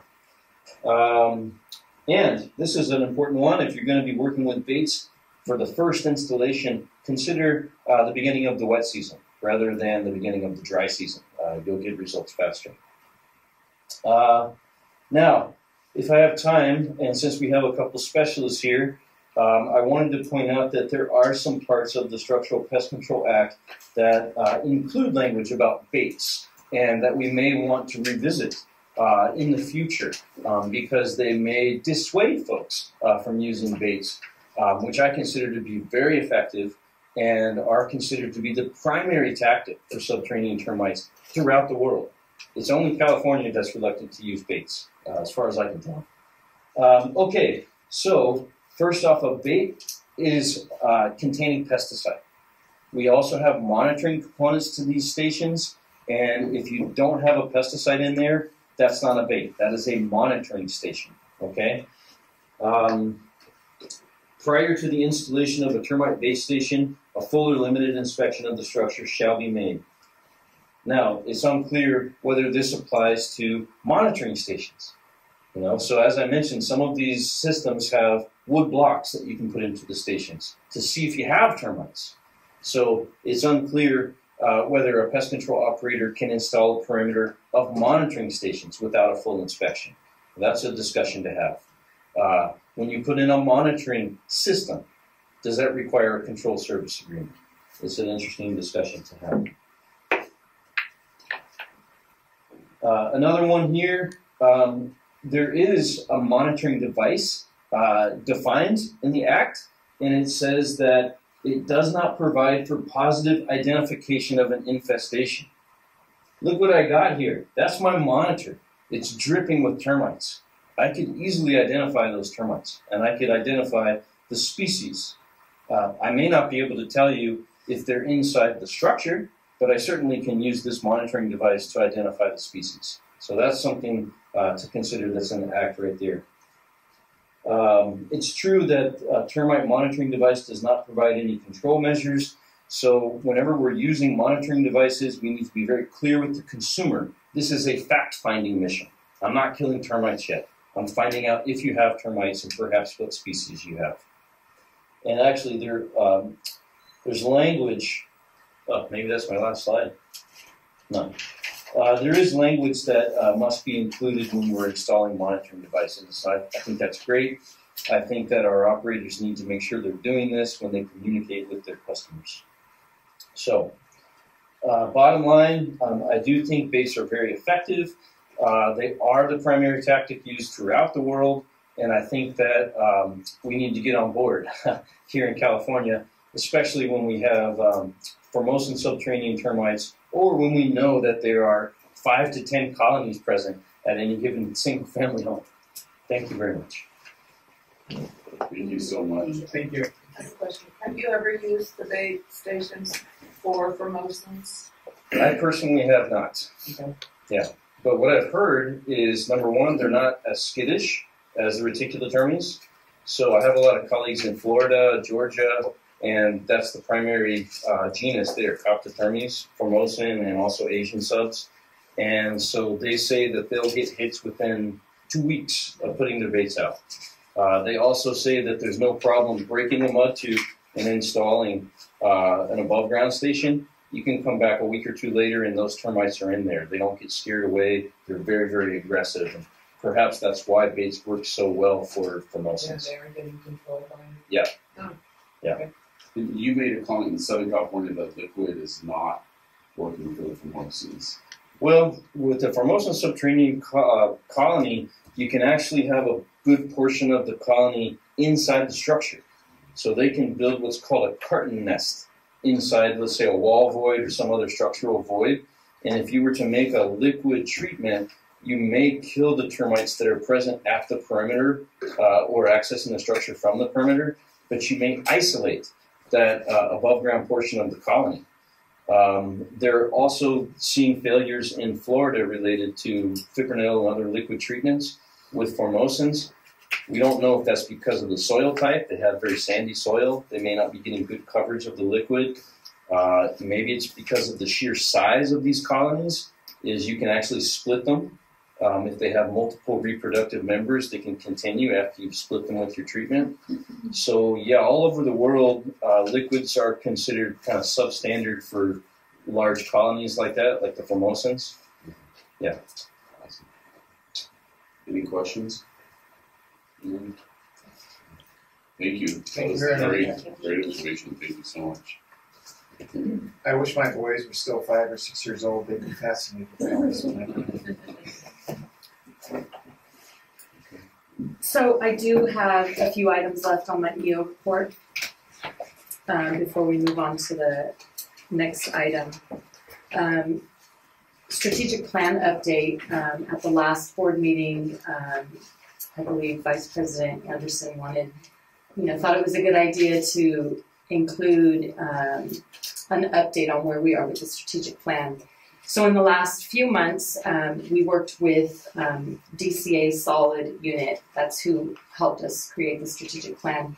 And we identified timelines on, projected timelines on when we were going to begin each of our tasks associated with our goals, and a completion date. And so in the materials, you have a detailed report on those timelines. A lot of these tasks have already started. These dates are fluid, can change depending on priority, things that come up. So if you have does anybody have any questions on the strategic plan update? Future board meetings will have something more, not as detailed as this report. Thank you. Oh, thank you. Appreciate it. The Sunset Review Oversight Hearing, that has been scheduled for Tuesday, March 14th. President Finley and myself will be in attendance for that hearing. I'll email everyone the address if anyone else is interested in attending. Hope everything goes smoothly at the hearing. I'm sure it will. Are there any questions about our sunset hearing? We're almost there. The legislative and regulations update. So in your materials, actually handed out today as a supplemental, was bills that were introduced that affect the board, that may affect the board. There's only a couple that I think are of significance. Is SB 813. This is actually a placeholder for our sunset bill. AB 307 extends the sunset on the structural fumigation enforcement program from 2024 to 2029. And AB 996, this bill requires the board to develop and maintain a conflict of interest policy that discourages the qualification of any continuing education course if the provider of that course has an economic interest in a commercial product or enterprise directly or indirectly promoted in that course. Our continuing education providers sometimes are the businesses that sell the product. So we need to develop a policy that discourages the qualification of that. I don't think that we have to, I don't think that there's anything saying that we can't approve them to continue to provide that as long as we have that policy in place. Seems like a lot of the people who've been here relying on their continuing education will refer to a lot of courses that they've taken provided by the makers of the product here. Correct. So it seems like that could be problematic. Right. So we'll keep an eye on that bill and see, if any changes are made to it going through the committees. Are there any questions on our ledge update? Regulations, nothing on the agenda to vote on today. We still are working on pesticide application notice. This is now at DCA Legal. All of the initial regulation package has been submitted to the department. They're doing their reviews so that we can publish with Office of Administrative Law, move forward with that package. Certification and training, that has also been, the preliminary language has been submitted. On January 23rd, we sent that to DCA Regulations Unit for their review. And we're continuing to work with our legal counsel in the Regulations Unit as well as the Department of Pesticide Regulation on that language. Hope to have something to the board for vote in the summer, at the June meeting. And I think that's it for my report. Are there any questions? Okay. Any questions? Thank you. Okay. We will move on to agenda item number 8, the board meeting calendar. Looks like we just have we have Wednesday and Thursday, June 28th and 29th. Location is just a virtual meeting for our quarter 2 board meeting. Is there conflicts or you guys? Is that going to be a 2-day meeting or is it one or the other? It depends on how many cases we're going to hear. I think June will be a 2-day. I'm pretty sure that one is going to be a 2-day meeting. It will be virtual. So it's not going to be a hybrid, it will be virtual? It will be virtual. Okay. Unless you want me to make it a hybrid, but no, I can try I to do think we that. decided it was virtual. Yes. Yeah. Okay. And then Tuesday and Wednesday, October 10th and 11th, will be here. Mm-hmm. Okay. Do we have conflicts with those? Or? Either here or at the Natomas building, depending on construction going on in this. After this meeting, they're going to be doing construction. I don't know how long that's going to take. Okay. Those dates work for everyone? I thought we were supposed to bounce back and forth between Northern and Southern California. I think we decided to do the virtual. The June was going to be the Southern, which could be virtually. Correct. That's one way to do it. Okay. I gave Sophia a lot of dates that I couldn't make meetings, and I thank you for scheduling these so I can. You're welcome. Okay, would someone like to make a motion? Oh, we don't need to do that? Okay. Awesome. So we are good with the board meeting calendar. Okay. Agenda item number 9, future agenda items. Are there any items you would like to see on future agenda? And that's what this is where I was at, right? The man brought up the NPMA. Not but that. So we had someone in here earlier that was a branch 3 bringing up the point that a lot of lenders are requiring this NPMA 33, which is, yes, Tom, help me. It's not something we use in the state of California much, but these lenders want it. And the problem with it is the only thing it wants to really know, it's a little 1-page piece of paper that wants to know, did you find any wood destroying insects? So basically, if you found termites or beetles or, it's very limited. If you say no, they consider it a clear report from their report.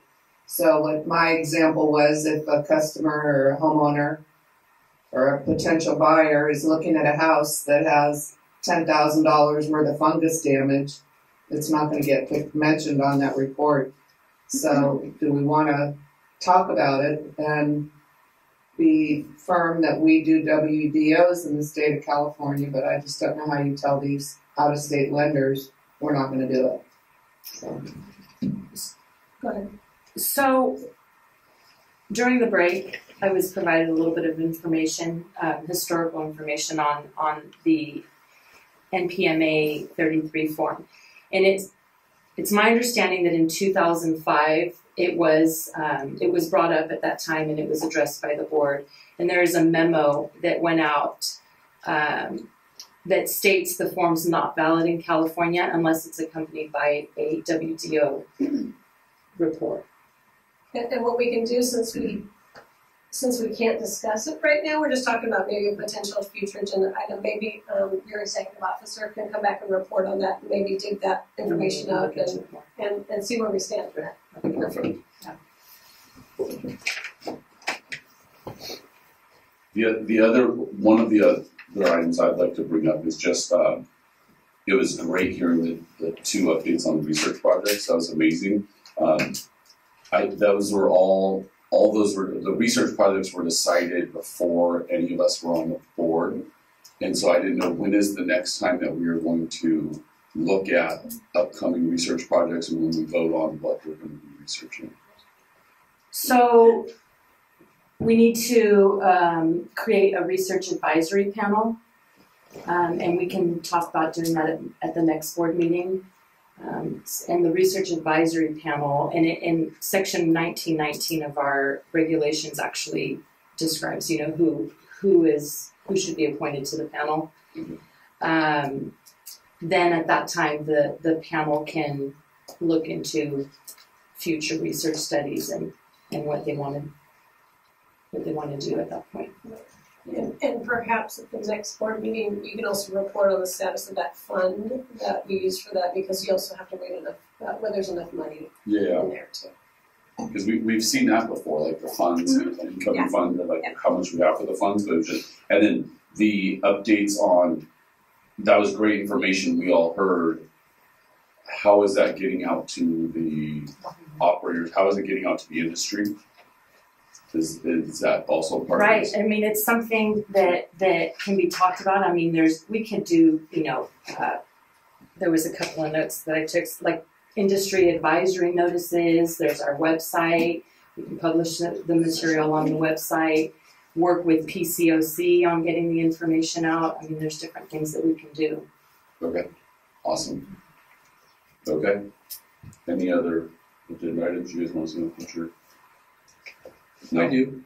Okay, yeah. I'd like to look into the division to separate the branch 2 applicator and branch 3. Bring that separate. That is also one of our strategic plan goals, and I don't know off the top of my head when we were looking at beginning that, but like I said, those dates are fluid. We can start looking into it right away. And then also maybe to enhance the current regulation for the out-of-state qualifying manager for renewal, attach documentation to verify him going to at least one branch through the required amount of days, whether it's through receipts, plane tickets, food meals, etc., and submit that as part of the CE requirements for Okay. And also, I'd like to address the base stations tax. Yeah. Making sure that it The enforcement. The enforcement, and it has the right amount of information on it required by law. That's all I've got. I also think we're due, it's not already on the list or your strategic plan, but updating and reviewing the disciplinary guidelines. Oh, that is not. Okay. It's been a while. All right. Okay. No other future agenda items? No? Okay. Oh. To the public, yes. Jerry Van Steewick, Clark Pest Control. If we could please give an update on some of the regulatory packages that have been in process for quite some time, such as the pesticide disclosure notices, Section 8538 and 1970s. We 970.4. We've been waiting for those to be able to communicate with our customers electronically, and we were hoping to have that done several years ago. So if we can get an update on that, we much appreciate it. Thank you. Yeah, it's on the right calendar. Yeah, those are on the right calendar for this year for sure. Okay. Anything else from the public? Future agenda items? Yes. Just from this termite base station standpoint, if we are going to extend, this information and this research to all the licensees in the state, we might have to revisit, how base stations are referred to and regulated within the Structural Pest Control Act.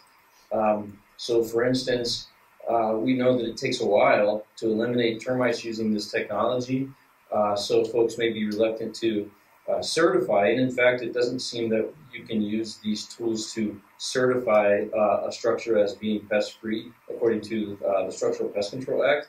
But as we deal with more aggressive species, this may become a preferred tactic. So we want to make sure that the Act allows for our operators to use the most successful tactics. Thank you. Anything else? Just a Tom. Oh, sorry.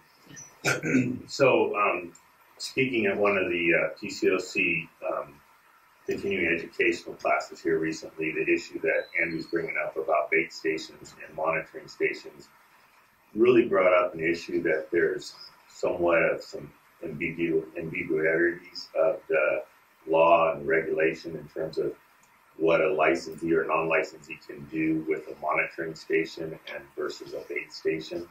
Now, I've looked at a lot of that. I think it really should be something that the board maybe looks at, maybe putting a committee together to look at that and deal with some of the issues in the law and our ability to enforce what is happening in the field. And another issue that came up, one of the pesticide manufacturers had asked about the monitoring station, and in their particular label, there was language that was unclear whether or not it was an actual pesticide in the monitoring station. I think as I've looked at it, it's not actually a pesticide, but because it's a copyrighted product that they are kind of treating the wood with a product that makes it a little more, not treating it with a pesticide, but with something that's attracted to the termite.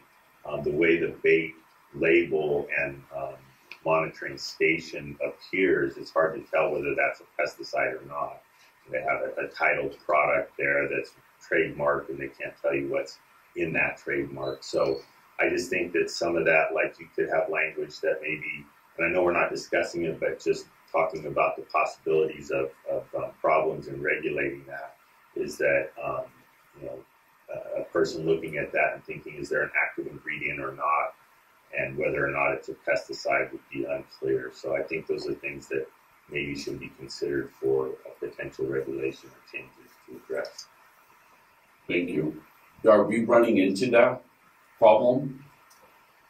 We haven't run into it from the standpoint of having cases or complaints filed. We've run into it from companies that we see, where a company may recommend a treatment for control measures of of active infestations by putting baits around the outside of a structure, and that's unclear if that's really allowed within the regulation. And then also whether or not it requires a field rep license to inspect those monitoring stations, because it's not necessarily a structure, but the way all the law indicates that you would need an inspection of the structure before you even install the monitoring stations, and a recommendation to do that, and a company then performing that work, and then some kind of a written agreement that identifies what they're doing, which all would indicate it should be a licensee inspecting it. But because the regulation makes it unclear whether or not a licensee should be doing that, it makes it ambiguous as to how it should be enforced. And we're getting a lot of people that want something to give them guidance on that. Okay, thank you. I just wanted to ask Todd Vadine, Terminix, the conflict of interest bill, I didn't see that in my package. What number was that? 996. 996? Okay, thank you. Thank you. Anybody else? Public? Future agenda items? All good? Okay. This meeting is adjourned. Thank you, everyone. Good job. Yes. Good job.